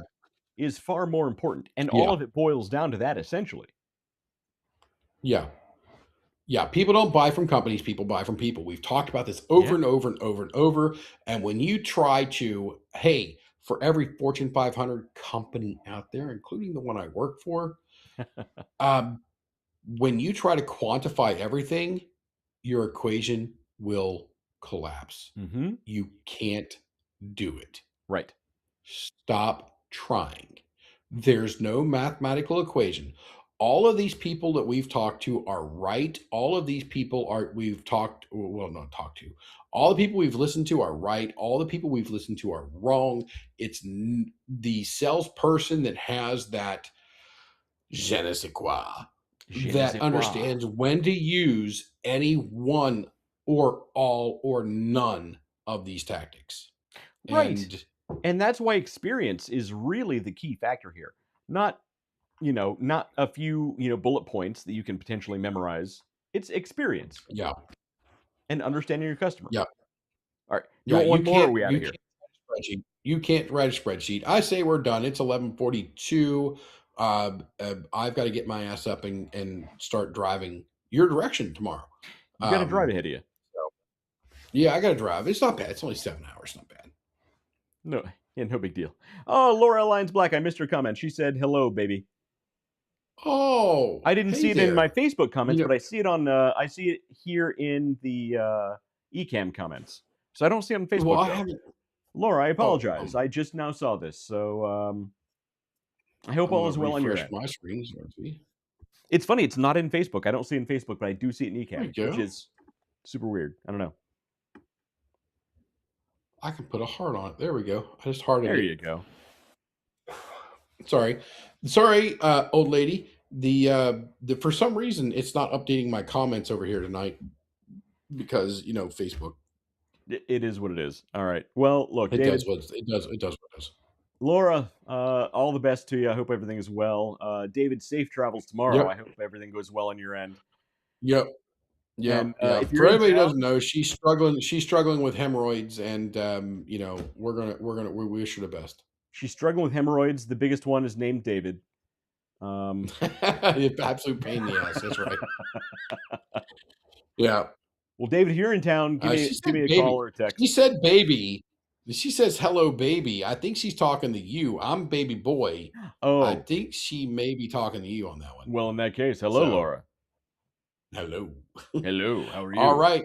We will catch everybody next week. We'll have to talk about next week. I'll be in New York. I'll be in New York City next week. We'll make it. New York So, City. We'll make it work. We'll see. New York City. All right. And if you enjoy the Underdog journey, and can resonate with random hillbilly accents, you might be a redneck. Fair enough. I've been Wes. This guy was David. That was Laura Lyons Black up there somewhere. And we will see you guys next time.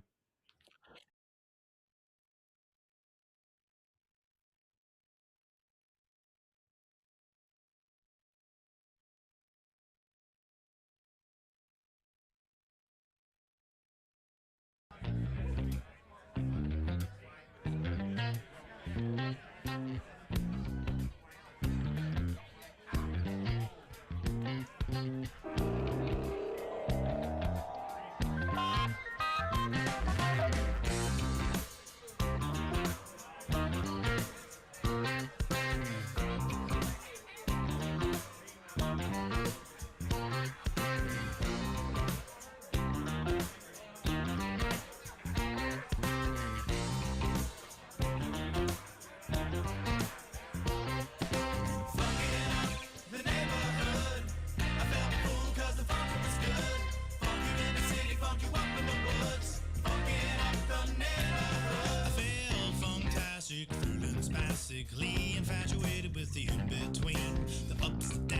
curves